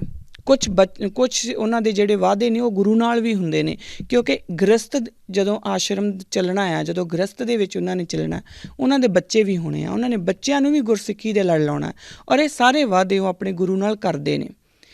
ਪਹਿਲੀ ਗੱਲ, ਤੇ ਜਦੋਂ ਗੁਰੂ ਗ੍ਰੰਥ ਸਾਹਿਬ ਮਹਾਰਾਜ ਦੇ ਸਾਹਮਣੇ ਆਪਾਂ ਬੈਠੇ ਹੁੰਦੇ ਹਾਂ ਤਾਂ ਬਕਾਇਦਾ ਉਹਨਾਂ ਨੂੰ ਆਪਣਾ ਗੁਰੂ ਮੰਨ ਕੇ ਬੈਠੇ ਹੁੰਦੇ ਹਾਂ। ਅਸੀਂ ਇਹ ਮੰਨ ਕੇ ਬੈਠੇ ਹੁੰਦੇ ਹਾਂ ਕਿ ਇਹ ਮੇਰਾ ਗੁਰੂ ਹੈ ਔਰ ਮੈਂ ਹਰ ਤਰੀਕੇ ਨਾਲ ਇਹਨਾਂ ਨੂੰ ਸਮਰਪਿਤ ਹਾਂ। ਔਰ ਇਸੇ ਤਰੀਕੇ ਨਾਲ ਹੀ ਜੋ ਤੁਹਾਡਾ ਪਾਰਟਨਰ ਹੈ ਉਹ ਵੀ ਉਸੇ ਹੀ ਲੈਵਲ ਦੇ ਉੱਪਰ ਆ ਕੇ, ਕਿਉਂਕਿ ਉਹ ਵੀ ਤਾਂ ਗੁਰੂ ਗ੍ਰੰਥ ਸਾਹਿਬ ਮਹਾਰਾਜ ਦੇ ਸਾਹਮਣੇ ਬੈਠਾ ਨਾ, ਉਹ ਸਿਰਫ ਇੱਕ ਤਮਾਸ਼ਾ ਕਰਨ ਨੂੰ ਤਾਂ ਨਹੀਂ ਬੈਠਾ। ਔਰ ਅਗਰ ਉਹਦੇ ਮਨ ਦੇ ਵਿੱਚ ਉਹ ਸ਼ਰਧਾ ਹੈ ਹੀ ਨਹੀਂ ਗੁਰੂ ਪ੍ਰਤੀ, ਤਾਂ ਫਿਰ ਉੱਥੇ ਇਕੱਠੇ ਬੈਠਣ ਦਾ ਕੋਈ ਮਤਲਬ ਨਹੀਂ ਬਣ ਜਾਂਦਾ। ਫਿਰ ਉਹ ਤੁਸੀਂ ਸਿਰਫ ਇੱਕ ਢੋਂਗ ਕਰ ਰਹੇ ਆ ਕਿ ਤੁਸੀਂ ਬੈਠ ਗਏ, ਬਸ ਜੀ ਹੁਣ ਲਾਵਾਂ ਪੜ੍ਹੀਆਂ ਜਾਣੀਆਂ, ਆਪਾਂ 4 ਚੱਕਰ ਲੈਣੇ ਆ, ਗੱਲ ਖਤਮ, ਘਰਾਂ ਨੂੰ ਚੱਲ ਜਾਣਾ। ਉਹ ਡਰਾਮਾ ਆ, ਉਹ ਢੋਂਗ ਹੈ, ਉਸ ਢੋਂਗ ਦੀ ਗੁਰੂ ਨੂੰ ਕੋਈ ਲੋੜ ਨਹੀਂ। ਤੁਹਾਡੇ ਪਰਿਵਾਰ ਨੂੰ ਲੋੜ ਹੋ ਸਕਦੀ ਹੈ, ਲੋਕ ਲਿਹਾਜ਼ ਵਾਸਤੇ ਲੋੜ ਹੋ ਸਕਦੀ ਹੈ, ਤੁਹਾਨੂੰ ਇਹ ਦੱਸਣਾ ਹੋ ਸਕਦਾ ਕਿ ਮੈਂ ਤਾਂ ਸਾਰੀ ਉਮਰ ਸਿੱਖੀ ਦਾ ਪ੍ਰਚਾਰ ਕਰਦਾ ਰਿਹਾ, ਅੱਜ ਮੇਰੇ ਬੱਚਿਆਂ ਨੇ ਇਹ ਕੰਮ ਕਰ ਲਿਆ, ਹੁਣ ਮੈਂ ਕੀ ਕਰਾਂ, ਚਲੋ ਕੋਈ ਨਹੀਂ, ਸਾਰੇ ਆਪਣੇ ਰਿਸ਼ਤੇਦਾਰਾਂ ਦਾ ਥੋੜ੍ਹਾ ਉਹਨਾਂ ਨੂੰ ਦਿਖਾ ਦਈਏ ਕਿ ਅਸੀਂ ਗੁਰੂ ਗ੍ਰੰਥ ਸਾਹਿਬ ਸਾਹਮਣੇ ਹੀ ਫੇਰੇ ਲਏ ਆ। ਉਹ ਸਾਰਾ ਉਹ ਢੋਂਗ ਹੈ, ਉਹਦਾ ਕੋਈ ਮਤਲਬ ਨਹੀਂ। ਗੁਰੂ ਦੇ ਘਰ ਦੇ ਵਿੱਚ ਉਹਦਾ ਕੋਈ ਮਤਲਬ ਨਹੀਂ। ਗੁਰੂ ਦੇ ਘਰ ਦੇ ਵਿੱਚ ਮਤਲਬ ਕਦੋਂ ਬਣੂਗਾ, ਜਦੋਂ ਦੋਨੋਂ ਜਿਹੜੇ ਵਿਆਹ ਵਾਲੀ ਜੋੜੀ ਹੈ ਉਹ ਦੋਨੋਂ ਆਪਣੇ ਗੁਰੂ ਨੂੰ ਸਮਰਪਿਤ ਹੋਣ। ਬਕਾਇਦਾ ਆਪਾਂ ਇਹ ਗੱਲ ਬੋਲਦੇ ਹਾਂ, ਕੀਤਾ ਲੋੜੀਏ ਕੰਮ ਸੋ ਹਰ ਪੈ ਆਖੀਏ, ਕਾਰਜ ਦੇ ਸਵਾਰ ਸਤਿਗੁਰ ਸੱਚ ਸਾਖੀਏ। ਹੁਣ ਸਤਿਗੁਰ ਦੀ ਗੱਲ ਆਉਂਦੀ ਹੈ। ਜਿੱਥੇ ਤੁਹਾਡੇ ਨਾਲ ਬੈਠਾ ਜੋ, ਚਾਹੇ ਉਹ ਲੇਡੀ ਹੈ ਚਾਹੇ ਉਹ ਆਦਮੀ ਹੈ, ਜੋ ਜਿਹਨੇ ਵੀ ਵਿਆਹ ਕਰਾਉਣਾ, ਜਿੱਥੇ ਤੁਹਾਡੇ ਨਾਲ ਦੇ ਪਾਰਟਨਰ ਜਿਹੜਾ ਤੁਹਾਡੇ ਨਾਲ ਉੱਥੇ ਲਾਵਾਂ ਲੈਣ ਨੂੰ ਬੈਠਾ, ਉਹਨੂੰ ਉਸ ਗੁਰੂ ਗ੍ਰੰਥ ਸਾਹਿਬ ਮਹਾਰਾਜ ਨੂੰ ਸਤਿਗੁਰੂ ਸਮਝ ਹੀ ਨਹੀਂ ਰਿਹਾ, ਤਾਂ ਉੱਥੇ ਉਹਦਾ ਬੈਠਣ ਦਾ ਕੋਈ ਮਤਲਬ ਨਹੀਂ ਬਣਦਾ। ਆਪਾਂ ਕਿਸੇ ਵੀ ਕਲਾਸ ਦੇ ਵਿੱਚ ਉਦੋਂ ਜਾਂਦੇ ਹਾਂ ਜਦੋਂ ਉਹ ਮੇਰਾ ਟੀਚਰ ਹੁੰਦਾ ਆ। ਹੁਣ ਇੱਥੇ ਬਿਲਕੁਲ ਵੀ ਮੈਂ ਟੀਚਰ ਨੂੰ ਗੁਰੂ ਨਹੀਂ ਕਹਿ ਰਹੀ, ਇਹ ਮੈਂ ਪਹਿਲਾਂ ਹੀ ਦੱਸ ਦਿਆਂ। ਪਰ ਜਦੋਂ ਆਪਾਂ ਆਪਣੀ ਕਲਾਸ ਜਾਂਦੇ ਹਾਂ, ਅਸੀਂ ਇੱਕੋ ਕਲਾਸ ਦੇ ਵਿੱਚ ਉਦੋਂ ਆਪਾਂ ਜਾਈਦਾ ਆ ਜਦੋਂ ਸਾਡਾ ਟੀਚਰ ਇੱਕ ਹੋਵੇ। ਜੇਕਰ ਮੰਨ ਲਿਓ ਕਿ ਇੱਕ ਜਣਾ ਉਹਨੇ ਪੋਲੀਟੀਕਲ ਸਾਇੰਸ ਰੱਖੀ ਆ, ਦੂਜੇ ਨੇ ਹਿਸਟਰੀ ਰੱਖੀ ਆ, ਉਹ ਹਿਸਟਰੀ ਵਾਲੀ ਕਲਾਸ 'ਚ ਆਊਗਾ, ਉਹ ਪੋਲੀਟੀਕਲ ਸਾਇੰਸ ਵਾਲੀ ਕਲਾਸ 'ਚ ਆਊਗਾ। ਪਰ ਜੇ ਦੋਨੋਂ ਸੋਚ ਲੈਣ ਕਿ ਨਹੀਂ ਆਪਾਂ ਇੱਕੋ ਜਗ੍ਹਾ 'ਤੇ ਬੈਠਣਾ, ਹਿਸਟਰੀ ਵਾਲਾ ਪੋਲੀਟੀਕਲ ਸਾਇੰਸ ਵਾਲੇ ਦੇ ਕਲਾਸ 'ਚ ਆ ਜੇ, ਹੁਣ ਟੀਚਰ ਪੜ੍ਹਾ ਰਿਹਾ ਪੋਲੀਟੀਕਲ ਸਾਇੰਸ, ਹਿਸਟਰੀ ਵਾਲੇ ਦੇ ਪੱਲੇ ਕੁਛ ਨਹੀਂ ਪੈਣਾ। ਔਰ ਉਹ ਉੱਥੇ ਬੈਠੇ ਕਰੂਗਾ ਕੀ ਫਿਰ? ਉਹ ਜਿਹੜੇ ਆਪਾਂ ਨੋਟਬੁੱਕਸ ਦੇ ਉੱਪਰ ਲਾਈਨਾਂ ਲੀਕਾਂ ਮਾਰ ਕੇ ਆਪਣਾ ਸਮਾਂ ਪਾਸ ਕਰਦੇ ਹੁੰਦੇ ਆ, ਫਿਰ ਉਹ ਚੀਜ਼ ਹੈ। ਸੋ ਉਸ ਟਾਈਮ 'ਤੇ ਜਦੋਂ ਅੱਗੇ ਤੁਸੀਂ ਅਗਰ ਆਪਣੇ ਆਪ ਨੂੰ ਗੁਰੂ ਗ੍ਰੰਥ ਸਾਹਿਬ ਮਹਾਰਾਜ ਦੇ ਸਾਹਮਣੇ ਸਮਰਪਿਤ ਕਰਕੇ ਨਹੀਂ ਬੈਠੇ, ਅਗਰ ਇਹ ਨਹੀਂ ਮੰਨ ਕੇ ਬੈਠੇ ਕਿ ਇਹ ਮੇਰਾ ਗੁਰੂ ਹੈ, ਜੋ ਕਿ ਗੈਰ ਸਿੱਖ ਨਹੀਂ ਮੰਨ ਸਕਦਾ, ਉਹਨੂੰ ਨਹੀਂ ਸਮਝ ਲੱਗਦੀ। ਸਾਡਾ ਗੁਰੂ ਗ੍ਰੰਥ ਸਾਹਿਬ ਮਹਾਰਾਜ ਦੇ ਨਾਲ ਜੋ ਇੱਕ ਰਿਸ਼ਤਾ ਹੈ, ਉਹਨੂੰ ਕਿਸੇ ਨੂੰ ਵੀ ਸਮਝਾਉਣ ਦੇ ਵਾਸਤੇ ਉਹਨੂੰ ਵਾਕਈ ਹੀ ਸਿੱਖ ਬਣ ਕੇ ਹੀ ਸਮਝਿਆ ਜਾ ਸਕਦਾ। ਔਰ ਇਹ ਗੱਲ ਮੈਂ ਆਪਣੇ ਪਰਸਨਲ ਐਕਸਪੀਰੀਅੰਸ 'ਚੋਂ ਕਹਿ ਰਹੀ ਹਾਂ। ਪਿੱਛੇ ਜੇ ਮੇਰੀ ਕਿਸੇ ਨਾਲ ਇੱਕ ਗੱਲ ਹੁੰਦੀ ਸੀ, ਉਹ ਕਹਿੰਦੇ ਮੈਨੂੰ ਉਹਨਾਂ ਨੇ, ਕਿਉਂਕਿ ਉਹ तमिलनाडु ਦੇ ਆ, तो उन्होंने मैंने कहते मुझे ये समझ नहीं आती कि आप सिख जो हैं वो गुरु ग्रंथ साहब के लिए ऐसे क्यों करते हो, क्यों मरने मारने पे उतारू हो जाते हो गुरु ग्रंथ साहब के लिए। तो मैं उन्होंने कहा, मैं उन्होंने पहला समझाने की कोशिश की अपनी मत के हिसाब नाल, पर जदों नहीं समझ सके ना, तो फिर मैं उन्होंने कहा गल पता की आ, गुरु ग्रंथ साहब महाराज नाल सिखां दा रिश्ता जो है ਉਹ ਸਮਝਣ ਦੇ ਲਈ ਬਕਾਇਦਾ ਸਿੱਖ ਮਾਨਸਿਕਤਾ ਦੇ ਵਿੱਚ ਆਉਣਾ ਪਊਗਾ, ਬਕਾਇਦਾ ਸਿੱਖ ਹੋਣਾ ਪਊਗਾ। ਫਿਰ ਹੀ ਤੁਸੀਂ ਗੁਰੂ ਗ੍ਰੰਥ ਸਾਹਿਬ ਮਹਾਰਾਜ ਦੇ ਨਾਲ ਜਿਹੜਾ ਇੱਕ ਵਿਲੱਖਣ ਰਿਸ਼ਤਾ ਹੈ ਨਾ, ਸਾਡਾ ਖਾਸ ਰਿਸ਼ਤਾ ਹੈ, ਉਹ ਸਮਝ ਸਕੋਗੇ। ਫਿਰ ਹੀ ਸਮਝਿਆ ਜਾ ਸਕਦਾ ਕਿ ਇੱਕੋ ਹੀ ਜਿਹੜਾ ਗੱਡਾ ਹੈ, ਉੱਥੇ ਇੰਨੀਆਂ ਸਾਰੀਆਂ ਸ਼ਹੀਦੀਆਂ ਕਿਉਂ ਹੋ ਜਾਂਦੀਆਂ, ਕਿਉਂਕਿ ਉੱਥੇ ਗੁਰੂ ਗ੍ਰੰਥ ਸਾਹਿਬ ਮਹਾਰਾਜ ਨੇ। ਫਿਰ ਹੀ ਸਮਝ ਸਕਦੇ ਹੋ। ਇੱਕ ਆਮ ਕਿਸੇ ਬੰਦੇ ਨੂੰ ਜਦੋਂ ਸਵੇਰੇ ਸਵੇਰੇ ਦਰਬਾਰ ਸਾਹਿਬ ਪ੍ਰਕਾਸ਼ ਹੁੰਦਾ ਆ, ਤਾਂ ਜਦੋਂ ਜਿਸ ਤਰੀਕੇ ਨਾਲ ਪਾਲਕੀ ਸਾਹਿਬ ਦੇ ਵਿੱਚ ਆ ਰਹੇ ਹੁੰਦੇ ਆ ਮਹਾਰਾਜ, ਉਸ ਨੂੰ ਦੇਖਣ, ਕਿਸੇ ਆਮ ਬੰਦੇ ਦਾ ਦੇਖਣ ਦਾ ਨਜ਼ਰੀਆ ਕੁਛ ਹੋਰ ਹੋਊਗਾ, ਔਰ ਇੱਕ ਸਿੱਖ ਦਾ ਦੇਖਣ ਦਾ ਨਜ਼ਰੀਆ ਕੁਛ ਹੋਰ ਹੋਊਗਾ। ਕਿਉਂ, ਭਾਵੇਂ ਉਹ ਚੀਫ ਮਿਨਿਸਟਰ ਹੋਵੇ ਅਤੇ ਭਾਵੇਂ ਜੋ ਮਰਜ਼ੀ ਹੋਵੇ, ਉਹ ਕਿਉਂ ਉਸ ਪਾਲਕੀ ਨੂੰ ਆਪਣੇ ਆਪ ਦੇ ਲਈ ਉਹਨੂੰ ਮੋਢਾ ਦੇਣ ਲਈ ਕਿਉਂ ਇੰਨਾ ਉਤਾਵਲਾ ਰਹਿੰਦਾ ਆ, ਕਿਉਂ ਲੋਕ ਉੱਥੇ ਘੰਟਿਆਂ ਦੇ ਘੰਟੇ ਖੜ੍ਹੇ ਰਹਿੰਦੇ ਆ ਔਰ ਜਾ ਕੇ ਉੱਥੇ ਬੈਠੇ ਰਹਿੰਦੇ ਆ ਕਿ ਸਾਡੀ ਵਾਰੀ ਆ ਜੇ। ਇਹ ਸਮਝਣ ਦੇ ਲਈ ਸਿੱਖ ਹੋਣਾ ਬਹੁਤ ਜ਼ਰੂਰੀ ਹੈ, ਸਿੱਖ ਮਾਨਸਿਕਤਾ ਦੇ ਵਿੱਚ ਆਉਣਾ ਬਹੁਤ ਜ਼ਰੂਰੀ ਹੈ। ਇਸ ਕਰਕੇ ਗੁਰਪ੍ਰੀਤ ਸਿੰਘ ਜੀ, ਜਦੋਂ ਤੁਸੀਂ ਇੱਕ ਗੈਰ ਸਿੱਖ, ਜਿਹਨੇ ਕਿ ਗੁਰੂ ਨਾਨਕ ਦੀ ਗਲਵੱਕੜੀ ਨੂੰ ਕਬੂਲਿਆ ਨਹੀਂ ਹੈ, ਜਿਹੜੀ ਤੁਸੀਂ ਇਹ ਗੱਲ ਕੀਤੀ ਕਿ ਗੁਰੂ ਨਾਨਕ ਦਾ ਦਰਬਾਰ ਤਾਂ ਸਭ ਲਈ ਖੁੱਲ੍ਹਾ ਹੈ, ਜਦ ਤੱਕ ਉਸਨੇ ਗੁਰੂ ਨਾਨਕ ਦੀ ਉਸ ਜਿਹੜੀ ਸੱਦਾ ਹੈ ਉਹਨੂੰ ਕਬੂਲਿਆ ਨਹੀਂ, ਜਦੋਂ ਉਹਨੇ ਕਬੂਲਿਆ ਫਿਰ ਉਹ ਸਿੱਖ ਹੋ ਜਾਊਗਾ। ਜਦੋਂ ਗੁਰੂ ਨਾਨਕ ਦਾ ਸੱਦਾ ਉਹ ਕਬੂਲ ਲਊਗਾ, ਜਦੋਂ ਗੁਰੂ ਨਾਨਕ ਦੀ ਗਲਵੱਕੜੀ ਨੂੰ ਉਹ ਕਬੂਲ ਲਊਗਾ ਤਾਂ ਉਹ ਸਿੱਖ ਹੋ ਜਾਊਗਾ, ਫਿਰ ਗੈਰ ਸਿੱਖ ਰਹਿਣਾ ਨਹੀਂ। ਅਤੇ ਅਗਰ ਉਹਨੇ ਕਬੂਲਿਆ ਨਹੀਂ ਤਾਂ ਤਦ ਤੱਕ ਹੀ ਉਹ ਗੈਰ ਸਿੱਖ ਹੈ, ਔਰ ਜਦ ਤੱਕ ਉਹ ਗੈਰ ਸਿੱਖ ਹੈ, ਉਸ ਨੂੰ ਉਹ ਤੁਹਾਡਾ ਗੁਰੂ ਹੈ ਔਰ ਗੁਰੂ ਦੇ ਨਾਲ ਤੁਹਾਡਾ ਰਿਸ਼ਤਾ ਕੀ, ਉਹ ਸਮਝ ਨਹੀਂ ਆ ਸਕਦਾ। ਔਰ ਜਦੋਂ ਉਹਨਾਂ ਨੂੰ ਸਮਝ ਨਹੀਂ ਆ ਸਕਦਾ ਤਾਂ ਫਿਰ ਉਹ ਉਸ ਗੁਰੂ ਨੂੰ ਗੁਰੂ ਹੀ ਨਹੀਂ ਮੰਨ ਰਿਹਾ, ਜਿਸ ਕੋਲੋਂ ਤੁਸੀਂ ਇਹ ਆਗਿਆ ਲੈ ਰਹੇ ਹੋ ਕਿ ਮੈਂ ਇੱਕ ਨਵਾਂ ਪਰਿਵਾਰ ਸ਼ੁਰੂ ਕਰਨ ਜਾ ਰਿਹਾ, ਗੁਰੂ ਮਹਾਰਾਜ ਮੈਂ ਇੱਕ ਨਵਾਂ ਘਰ ਸ਼ੁਰੂ ਕਰਨ ਜਾ ਰਿਹਾ, ਮੇਰੇ ਨਾਲ ਤੁਸੀਂ ਮੇਰਾ ਇਹ ਕਾਰਜ ਤੁਸੀਂ ਸਵਾਰੋ। ਜਦੋਂ ਤੱਕ ਉਸ ਦੇ ਦਿਮਾਗ 'ਚ ਗੱਲ ਹੀ ਨਹੀਂ ਆਊਗੀ ਤਾਂ ਤੁਹਾਨੂੰ ਨਹੀਂ ਲੱਗਦਾ ਕਿ ਤੁਸੀਂ ਗੁਰੂ ਆਪਣੇ ਨਾਲ ਵੀ ਧੋਖਾ ਕਰਨ ਦੀ ਕੋਸ਼ਿਸ਼ ਕਰ ਰਹੇ ਹੋ, ਜੋ ਕਿ ਹੋਣਾ ਨਹੀਂ। ਇਹ ਆਪਣੇ ਆਪ ਕੋਲੋਂ ਸਵਾਲ ਪੁੱਛੀਏ, ਕਿਉਂਕਿ ਆਪਾਂ ਸਾਰੇ ਪੁੱਛੀਏ ਕਿ ਕਿਆ ਆਨੰਦ ਕਾਰਜ ਸਿਰਫ ਇੰਨੀ ਕੀ ਗੱਲ ਹੈ ਕਿ ਗੁਰੂ ਗ੍ਰੰਥ ਸਾਹਿਬ ਮਹਾਰਾਜ ਦੀ ਹਜ਼ੂਰੀ ਵਿੱਚ ਆਪਾਂ ਬੈਠ ਗਏ, ਬੈਠਣ ਤੋਂ ਬਾਅਦ ਉਹ ਜਿਹੜੇ ਗ੍ਰੰਥੀ ਸਿੰਘ ਨੇ ਉਹਨਾਂ ਨੇ ਲਾਵਾਂ ਪੜ੍ਹੀਆਂ ਔਰ ਫਿਰ ਆਪਾਂ ਬਸ 4 ਫੇਰੇ ਲੈ ਲਏ ਔਰ ਗੱਲ ਨਿਬੜ ਗਈ। ਬਸ ਇੰਨੀ ਕੀ ਗੱਲ ਹੈ। ਜਿਹੜੀਆਂ ਉੱਥੇ ਸਿੱਖਿਆਵਾਂ ਦਿੱਤੀਆਂ ਜਾਂਦੀਆਂ ਨੇ ਉਹ ਸਿੱਖਿਆ ਲਊਗਾ ਕੌਣ? ਮੈਂ ਪਹਿਲਾਂ ਹੀ ਕਹਿ ਚੁੱਕੀ ਕਿ ਜਦੋਂ ਅਸੀਂ ਅਗਰ ਆਪਾਂ 2 ਅਲੱਗ-ਅਲੱਗ ਸਬਜੈਕਟ ਦੇ ਸਟੂਡੈਂਟਸ ਆ ਤਾਂ ਇੱਕ ਕਲਾਸ 'ਚ ਨਹੀਂ ਬੈਠ ਸਕਦੇ, ਸਾਨੂੰ ਅਲੱਗ-ਅਲੱਗ ਹੀ ਬੈਠਣਾ ਪਊਗਾ। ਔਰ ਅਗਰ ਅਸੀਂ ਇਕੱਠੇ ਬੈਠਣਾ ਸਾਨੂੰ ਇੱਕੋ ਸਬਜੈਕਟ ਦੇ ਹੋਣਾ ਜ਼ਰੂਰੀ ਹੈ। ਇਹ ਇੰਪੋਰਟੈਂਟ ਹੈ, ਇਹ ਗੱਲਾਂ ਸਾਨੂੰ ਸਮਝਣੀਆਂ ਪੈਣਗੀਆਂ। ਔਰ ਆਪਣੀਆਂ ਕਮੀਆਂ ਨੂੰ ਅਸੀਂ ਸਿੱਖੀ ਦੀਆਂ ਕਮੀਆਂ ਕਰਕੇ ਨਹੀਂ ਦੱਸ ਸਕਦੇ, ਕਿਉਂਕਿ ਮੇਰੇ ਬੱਚੇ ਮੇਰੇ ਕਹਿਣੇ ਦੇ ਵਿੱਚ ਨਹੀਂ, ਜਾਂ ਇੰਝ ਕਹਿ ਲਈਏ ਕਿ ਉਹਨਾਂ ਨੇ ਆਪਣੀ ਮਰਜ਼ੀ ਨਾਲ ਆਪਣਾ ਕੋਈ ਲਾਈਫ ਪਾਰਟਨਰ ਚੂਜ਼ ਕਰ ਲਿਆ, ਜੋ ਕਿ ਉਹਨਾਂ ਦੀ ਇਜਾਜ਼ਤ ਆ, ਉਹਨਾਂ ਦੀ ਲਾਈਫ ਆ। ਅਗਰ ਉਹਨਾਂ ਨੇ ਚੂਜ਼ ਕਰ ਲਿਆ ਔਰ ਉਸ ਤੋਂ ਬਾਅਦ ਆਪ ਜੀ ਸਿਰਫ ਇਸ ਕਰਕੇ ਕਿ ਮੇਰਾ ਕੋਈ ਮਾਨ ਸਨਮਾਨ ਰਹਿ ਜਾਏ, ਮੇਰੀ ਨੱਕ ਰਹਿ ਜਾਏ, ਇਸ ਕਰਕੇ ਤੁਸੀਂ ਅਗਰ ਉਹਨਾਂ ਬੱਚਿਆਂ ਨੂੰ ਜਾ ਕੇ ਬਿਠਾ ਦਿੰਦੇ ਆ ਗੁਰੂ ਸਾਹਿਬ ਦੀ ਹਜ਼ੂਰੀ ਦੇ ਵਿੱਚ, ਪਿੱਛੇ ਉਹ ਜਿਹੜੇ ਜੋ ਗੈਰ ਸਿੱਖ ਨੇ, ਜਿਨ੍ਹਾਂ ਨੂੰ ਪਤਾ ਵੀ ਨਹੀਂ ਵਿਚਾਰਿਆਂ ਨੂੰ ਕਿ ਗੁਰੂ ਗ੍ਰੰਥ ਸਾਹਿਬ ਮਹਾਰਾਜ ਹੈ ਕੀ, ਉਹਨਾਂ ਨੇ ਲੱਤਾਂ ਸਿੱਧੀਆਂ ਕੀਤੀਆਂ ਹੁੰਦੀਆਂ ਗੁਰੂ ਗ੍ਰੰਥ ਸਾਹਿਬ ਵੱਲ। ਕਈ ਉਹਨਾਂ ਦੇ ਵਿੱਚੋਂ ਵਾਸੀਆਂ ਲੈ ਰਹੇ ਹੁੰਦੇ ਆ ਉਹ ਪਿੱਛੇ ਖੜ੍ਹੇ, ਕਿਉਂਕਿ ਉਹਨਾਂ ਦਾ ਕਸੂਰ ਨਹੀਂ ਆ, ਉਹਨਾਂ ਨੂੰ ਸਮਝ ਹੀ ਨਹੀਂ ਹੈ ਕਿ ਗੁਰੂ ਗ੍ਰੰਥ ਸਾਹਿਬ ਹੈ ਕੀ। ਉਹਨਾਂ ਨੂੰ ਪਤਾ ਹੀ ਨਹੀਂ ਕਿ ਉਹ ਜਿੱਥੇ ਜੋ ਚਵਰ ਛਤਰ ਦੇ ਮਾਲਕ ਸਾਡੇ ਹੈ ਨਾ, ਕੁੱਲ ਕਾਇਨਾਤ ਦੇ ਮਾਲਕ ਅਸੀਂ ਉਹਨਾਂ ਨੂੰ ਮੰਨਦੇ ਹਾਂ, ਉਹ ਉੱਥੇ ਬਿਰਾਜਮਾਨ ਨੇ। ਮੈਨੂੰ ਯਾਦ ਹੈ ਜਦੋਂ ਅਸੀਂ ਛੋਟੇ ਹੁੰਦੇ, ਮੇਰੇ ਮੰਮਾ ਦਰਬਾਰ ਸਾਹਿਬ ਤੋਂ ਅਸੀਂ ਜਦੋਂ ਸਿੱਧਾ ਪ੍ਰਸਾਰਣ ਆਉਣਾ ਸ਼ੁਰੂ ਹੋਇਆ ਅਤੇ ਮੰਮਾ ਨੇ ਸਵੇਰੇ ਸਵੇਰੇ ਪਾਠ ਲਾ ਦਿਆ ਕਰਨਾ। ਜਦੋਂ ਹੁਕਮਨਾਮਾ ਆਉਣਾ ਤਾਂ ਮੇਰੀ ਸਿਸਟਰ ਜਾਂ ਮੇਰੇ ਬ੍ਰਦਰ, ਸਾਡੀ ਪ੍ਰੋਬਲਮ ਅਸੀਂ ਕਿਉਂਕਿ ਉਦੋਂ ਤਿਆਰ ਹੋਣਾ ਹੁੰਦਾ ਸੀਗਾ, ਪਰ ਜਦੋਂ ਜਿੰਨਾ ਚਿਰ ਹੁਕਮਨਾਮਾ ਚੱਲ ਰਿਹਾ ਹੁੰਦਾ ਸੀ ਅਤੇ ਮੰਮੀ ਹਿੱਲਣ ਨਹੀਂ ਸੀ ਦਿੰਦੇ ਹੁੰਦੇ। ਮੰਮੀ ਕਹਿੰਦੇ ਬੈਠ ਜਾਓ, ਬੈਠ ਕੇ ਹੱਥ ਜੋੜ ਕੇ ਸੁਣੋ। ਕਿਉਂ ਸੁਣੋ? ਕਿਉਂਕਿ ਇੱਕ ਵਾਰੀ ਗੱਲ ਆਪਣੀ ਮੰਮਾ ਕੋਲੋਂ ਪੁੱਛੀ ਸੀਗੀ ਕਿ ਇਹ ਕਿਉਂ, ਅਤੇ ਮੰਮਾ ਕਹਿੰਦੇ ਸੀਗੇ ਜਦੋਂ ਮਹਾਰਾਜ ਬੋਲ ਰਹੇ ਹੋਣ, ਜਦੋਂ ਰਾਜਿਆਂ ਦੇ ਰਾਜੇ ਮਹਾਰਾਜੇ ਬੋਲ ਰਹੇ ਹੋਣ ਤਾਂ ਉਦੋਂ ਜਿਹੜੇ ਉਹਨਾਂ ਦੇ ਬੱਚੇ ਆ ਨਾ, ਉਹ ਅੱਗੇ ਬੋਲਿਆ ਨਹੀਂ ਕਰਦੇ। ਤੁਹਾਡੇ ਦਾਦੀ ਬੋਲਦੇ ਆ ਕਿ ਤੁਸੀਂ ਅੱਗੇ ਬੋਲ ਸਕਦੇ ਆ? ਜਦੋਂ ਤੁਹਾਡੀ ਦਾਦੀ ਗੱਲ ਕਰਦੇ ਆ ਤਾਂ ਤੁਸੀਂ ਸਿਰਫ ਉਹਨਾਂ ਦੀ ਗੱਲ ਸੁਣਦੇ ਆ, ਅਤੇ ਜਿਹੜੇ ਕਹਿੰਦੇ ਚੰਗਾ ਚੰਗਾ ਦਾਦੀ ਬਾਏ ਬਾਏ ਬਾਅਦ 'ਚ ਗੱਲ ਕਰਾਂਗੇ, ਉਹ ਬਦਤਮੀਜ਼ ਬੱਚੇ ਹੁੰਦੇ ਆ। ਔਰ ਜੇ ਤੁਸੀਂ ਬਦਤਮੀਜ਼ ਬੱਚਿਆਂ ਦੇ ਵਿੱਚ ਆ ਫਿਰ ਤੁਹਾਡੀ ਮਰਜ਼ੀ ਆ।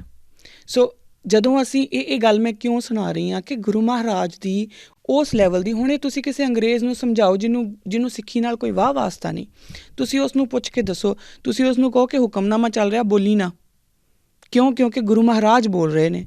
ਉਹਨੂੰ ਲੱਗੂਗਾ ਕਿ ਜਿਹੜੇ ਗ੍ਰੰਥੀ ਸਿੰਘ ਹੈ ਉਹਨਾਂ ਨੂੰ ਅਸੀਂ ਗੁਰੂ ਮਹਾਰਾਜ ਕਹਿ ਰਹੇ ਹਾਂ, ਹੈ ਨਾ। ਸੋ ਇਹ ਗੱਲ ਸਮਝਣ ਦੇ ਲਈ ਸਾਨੂੰ ਬਕਾਇਦਾ ਸਿੱਖ ਮਾਨਸਿਕਤਾ, ਸਿੱਖ ਫਲਸਫਾ, ਸਿੱਖ ਹਿਸਟਰੀ, ਸਿੱਖ ਧਰਮ, ਉਹਦੇ ਬਾਰੇ ਪੂਰਨ ਗਿਆਨ ਹੋਊਗਾ, ਫਿਰ ਅਸੀਂ ਗੁਰੂ ਗ੍ਰੰਥ ਸਾਹਿਬ ਨੂੰ ਆਪਣੇ ਗੁਰੂ ਮੰਨ ਸਕਦੇ ਹਾਂ। ਔਰ ਜੇਕਰ ਅਸੀਂ ਵਾਕਈ ਹੀ ਆਪਣੇ ਗੁਰੂ ਨੂੰ ਗੁਰੂ ਮੰਨਦੇ ਹਾਂ ਤਾਂ ਮੈਂ ਤਾਂ ਘੱਟੋ ਘੱਟ ਇਹ ਕਿਸੇ ਨੂੰ ਇਜਾਜ਼ਤ ਨਹੀਂ ਦੇਵਾਂਗੀ ਕਿ ਮੇਰੇ ਗੁਰੂ ਦੀ ਮੇਰੇ ਸਾਹਮਣੇ ਹੀ ਕੋਈ ਇਸ ਤਰੀਕੇ ਨਾਲ ਛਲਣ ਦੀ ਕੋਸ਼ਿਸ਼ ਕਰੇ ਕਿ ਮੈਂ ਭਲਾ ਮੂਰਖ ਬਣਾ ਲੈਣਾ ਗੁਰੂ ਨੂੰ। ਇੱਦਾਂ ਨਹੀਂ ਹੁੰਦਾ। ਜੇਕਰ ਅਸੀਂ ਆਪਣੇ ਗੁਰੂ ਨੂੰ ਗੁਰੂ ਦੀ ਜਗ੍ਹਾ ਦੇ ਉੱਤੇ ਜਦੋਂ ਰੱਖਦੇ ਹਾਂ, ਜਦੋਂ ਅਸੀਂ ਉਹਨਾਂ ਨੂੰ ਉਸ ਲੈਵਲ ਦੇ ਉੱਤੇ ਆਪਣੇ ਮਨ ਦੇ ਵਿੱਚ ਬਿਠਾਇਆ ਹੋਇਆ ਕਿ ਮੇਰਾ ਗੁਰੂ ਜੋ ਕਹੂਗਾ, ਮੇਰੀ ਗ੍ਰਸਤ ਉਸ ਦੀ ਆਗਿਆ ਤੋਂ ਬਿਨਾਂ ਸ਼ੁਰੂ ਨਹੀਂ ਹੋਣੀ, ਮੇਰੀ ਗ੍ਰਸਤ ਦੇ ਵਿੱਚ ਉਸ ਦਾ ਜਿਹੜਾ ਆਸ਼ੀਰਵਾਦ ਆ ਉਹ ਨਾਲ ਚੱਲਣਾ ਚਾਹੀਦਾ, ਤਾਂ ਫਿਰ ਦੋਵਾਂ ਨੂੰ ਹੀ ਝੋਲੀ ਅੱਡਣੀ ਪਊਗੀ। ਹੁਣ ਇੱਕ ਨੂੰ ਤਾਂ ਪਤਾ ਹੀ ਨਹੀਂ ਕਿ ਮੈਂ ਝੋਲੀ ਕਿਉਂ ਅੱਡੀ, ਤਾਂ ਝੋਲੀ 'ਚ ਪਊਗਾ ਕੀ? ਸੋ ਇੰਨੀ ਕੁ ਗੱਲ ਆਪਣੇ ਆਪ ਨੂੰ ਅਸੀਂ ਸਮਝਣੀ ਸ਼ੁਰੂ ਕਰੀਏ, ਦੇਖਣਾ ਸ਼ੁਰੂ ਕਰੀਏ, ਆਪਣੇ ਆਪ ਨਾਲ ਘੱਟੋ ਘੱਟ ਸੱਚ ਬੋਲਣਾ ਸ਼ੁਰੂ ਕਰੀਏ ਕਿ ਅਸੀਂ ਕੁਛ ਵੀ ਕਰਦੇ ਹਾਂ ਉਹ ਕਿਉਂ ਕਰਦੇ ਹਾਂ, ਕਿਉਂਕਿ ਕਰਮਕਾਂਡ ਇਸੇ ਤਰੀਕੇ ਨਾਲ ਬਣ ਜਾਂਦੇ ਆ।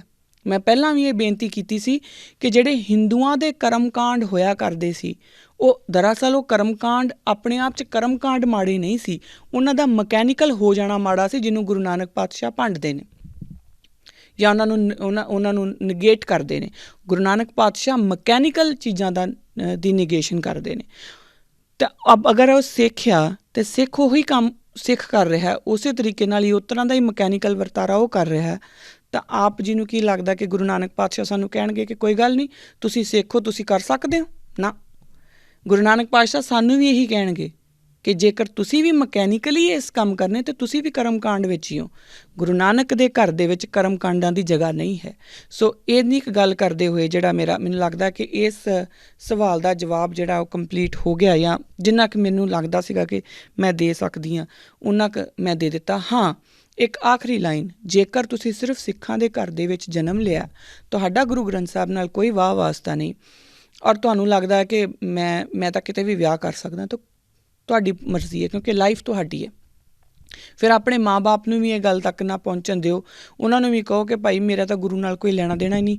ਇਹ ਉਸ ਤੋਂ ਅਗਲੀ ਗੱਲ ਹੈ ਕਿ ਗੁਰੂ ਨਾਨਕ ਨੂੰ ਜਦੋਂ ਅਸੀਂ ਆਪਣੇ ਬਾਪ ਦਾ ਘਰ ਛੱਡ ਕੇ ਕਿਤੇ ਹੋਰ ਜਾਂਦੇ ਹਾਂ ਨਾ, ਫਿਰ ਉਸ ਤੋਂ ਉਸ ਬੱਚੇ ਨਾਲ ਕਿਸ ਤਰ੍ਹਾਂ ਦਾ ਵਿਹਾਰ ਹੁੰਦਾ ਆ ਦੁਨੀਆ ਦੇ ਵਿੱਚ, ਸੁਸਾਇਟੀ ਦੇ ਵਿੱਚ, ਇਹ ਆਪਾਂ ਸਭ ਨੂੰ ਪਤਾ ਹੈ। ਇਹਦੇ ਬਾਰੇ ਮੈਨੂੰ ਬੋਲਣ ਦੀ ਲੋੜ ਕੋਈ ਨਹੀਂ। ਸੋ ਇੰਨੀਆਂ ਕੁ ਜਿਹੜੀਆਂ ਮੇਰੀਆਂ ਬੇਨਤੀਆਂ ਨੇ ਉਹ ਪ੍ਰਵਾਨ ਕਰਨਾ। ਅਗਰ ਮੇਰੀ ਕਿਸੇ ਗੱਲ ਦੇ ਨਾਲ ਕਿਸੇ ਨੂੰ ਠੇਸ ਲੱਗੀ ਹੋਵੇ ਤਾਂ ਦੋਨੋਂ ਹੱਥ ਜੋੜ ਕੇ ਮਾफ़ੀ, ਕਿਉਂਕਿ ਇਹ ਗੱਲ ਸਾਡੇ ਇਸ ਸਮੇਂ ਮੈਨੂੰ ਲੱਗਦਾ ਕਿ ਮੈਕਸੀਮਮ ਮੈਜੋਰਿਟੀ ਸਿੱਖਾਂ ਦੇ ਘਰਾਂ ਦੇ ਵਿੱਚ ਇਹ ਕੰਮ ਚੱਲ ਰਿਹਾ ਹੈ। ਤਾਂ ਇਸ ਕਰਕੇ ਹੋ ਸਕਦਾ ਬਹੁਤ ਸਾਰੀ ਸੰਗਤ ਨੂੰ ਲੱਗਾ ਹੋਵੇ ਕਿ ਇਹ ਕੱਟੜ ਹੈ ਜਾਂ ਇਹ ਪਤਾ ਨਹੀਂ ਆਪਣੀ ਗੱਲ ਮਨਾਉਂਦੀ ਜਾਂ ਕੁਛ ਵੀ ਕਿਸੇ ਤਰੀਕੇ ਨਾਲ ਵੀ। ਮੇਰਾ ਮਤਲਬ ਕਿਸੇ ਦੇ ਵੀ ਦਿਲ ਨੂੰ ਠੇਸ ਪਹੁੰਚਾਉਣਾ ਨਹੀਂ, ਪਰ ਜਦੋਂ ਤੁਸੀਂ ਗੁਰੂ ਨਾਨਕ ਦੇ ਘਰ ਦੇ ਕੁੱਕਰ ਹੋ ਜਾਂਦੇ ਆ ਨਾ, ਫਿਰ ਤੁਹਾਨੂੰ ਸੱਚ ਦਾ ਹੀ ਹੋਕਾ ਦੇਣਾ ਪੈਂਦਾ। ਫਿਰ ਆਪਾਂ ਝੂਠ ਦਾ ਹੋਕਾ ਦੇ ਨਹੀਂ ਸਕਦੇ। ਫਿਰ ਇਹ ਨਹੀਂ ਮੈਂ ਕਹਿ ਸਕਦੀ ਕਿ ਕਿਉਂਕਿ ਸੰਗਤ ਨਾਰਾਜ਼ ਨਾ ਹੋ ਜਾਏ, ਤਾਂ ਇਸ ਕਰਕੇ ਮੈਂ ਉਹਨਾਂ ਨੂੰ ਕਹਿੰਦਾ ਕੋਈ ਗੱਲ ਨਹੀਂ ਜੀ, ਗੁਰੂ ਨਾਨਕ ਦਾ ਘਰ ਤਾਂ ਸਾਰਿਆਂ ਲਈ ਖੁੱਲ੍ਹਾ, ਤੁਸੀਂ ਜਿਹਦੇ ਨਾਲ ਮਰਜ਼ੀ ਵਿਆਹ ਕਰੀ ਚੱਲੋ। ਭਾਵੇਂ ਪਿੱਛੇ ਜਿਹੇ ਇੱਕ ਵੀਡੀਓ ਵੀ ਆਈ ਸੀਗੀ ਨਾ ਕਿ ਉਹ ਲਾਵਾਂ ਦੇ ਉੱਤੇ ਹੀ ਬੈਠੇ ਨੇ ਦੋਨੋਂ, ਔਰ ਬਕਾਇਦਾ ਉੱਥੇ ਇੱਕ ਉਹਨਾਂ ਨੇ ਗੁਰੂ ਮਹਾਰਾਜ ਦੇ ਸਾਹਮਣੇ ਉਹ ਕਿਸ ਕਰ ਰਹੇ ਨੇ, ਹੈ ਨਾ। ਚਰਚ ਨਹੀਂ ਆ ਉਹ, ਚਰਚ ਦੀਆਂ ਆਪਣੀਆਂ ਮਰਿਆਦਾਵਾਂ ਹੋਣਗੀਆਂ, ਗੁਰਦੁਆਰੇ ਦੀਆਂ ਆਪਣੀਆਂ ਮਰਿਆਦਾਵਾਂ ਨੇ, ਔਰ ਉਹਨਾਂ ਮਰਿਆਦਾ ਦਾ ਹੀ ਹੋਕਾ ਦਿੱਤਾ ਜਾ ਸਕਦਾ। ਘੱਟੋ ਘੱਟ ਮੈਨੂੰ ਤਾਂ ਇੰਨਾ ਕੀ ਆਉਂਦਾ। ਸੋ ਅਗਰ ਮੇਰੀ ਕਿਸੇ ਗੱਲ ਨਾਲ ਆਪ ਦੇ ਮਨ ਨੂੰ ਠੇਸ ਪਹੁੰਚੀ ਹੋਵੇ ਤਾਂ ਮੈਨੂੰ ਮਾफ़ ਕਰਨਾ। ਅਗਰ ਤੁਸੀਂ ਮੇਰੇ ਨਾਲ ਕੋਈ ਕਿਸੇ ਤਰ੍ਹਾਂ ਦਾ ਵੀ ਇਹਦੇ ਉੱਪਰ ਕਿਸੇ ਤਰ੍ਹਾਂ ਦਾ ਵੀ ਕੋਈ ਤੁਸੀਂ ਸੁਝਾਅ ਜਾਂ ਆਪਣੀ ਸ਼ਿਕਾਇਤ ਜਾਂ ਮੈਨੂੰ ਗਾਲਾਂ ਕੱਢਣੀਆਂ ਤਾਂ ਵੀ ਇਟਸ ਓਕੇ, ਹੈ ਨਾ। ਤੁਸੀਂ ਈਮੇਲ ਕਰਕੇ ਮੈਨੂੰ ਦੱਸ ਸਕਦੇ ਆ। ਇੰਨੀਆਂ ਕੁ ਗੱਲਾਂ ਅੱਜ ਮੇਰੀਆਂ, ਇੰਨੀਆਂ ਕੁ ਬੇਨਤੀਆਂ ਪ੍ਰਵਾਨ ਕਰਨਾ। ਅਗਲੇ ਐਪੀਸੋਡ ਦੇ ਵਿੱਚ ਆਪਾਂ ਫਿਰ ਮਿਲਦੇ ਹਾਂ। ਅਗਲਾ ਐਪੀਸੋਡ ਜਿਹੜਾ ਉਹ ਕੰਟੀਨਿਊਟੀ ਦੇ ਵਿੱਚ ਹੀ ਚੱਲੂਗਾ। ਵਾਹਿਗੁਰੂ ਜੀ ਕਾ ਖਾਲਸਾ, ਵਾਹਿਗੁਰੂ ਜੀ ਕੀ ਫਤਿਹ।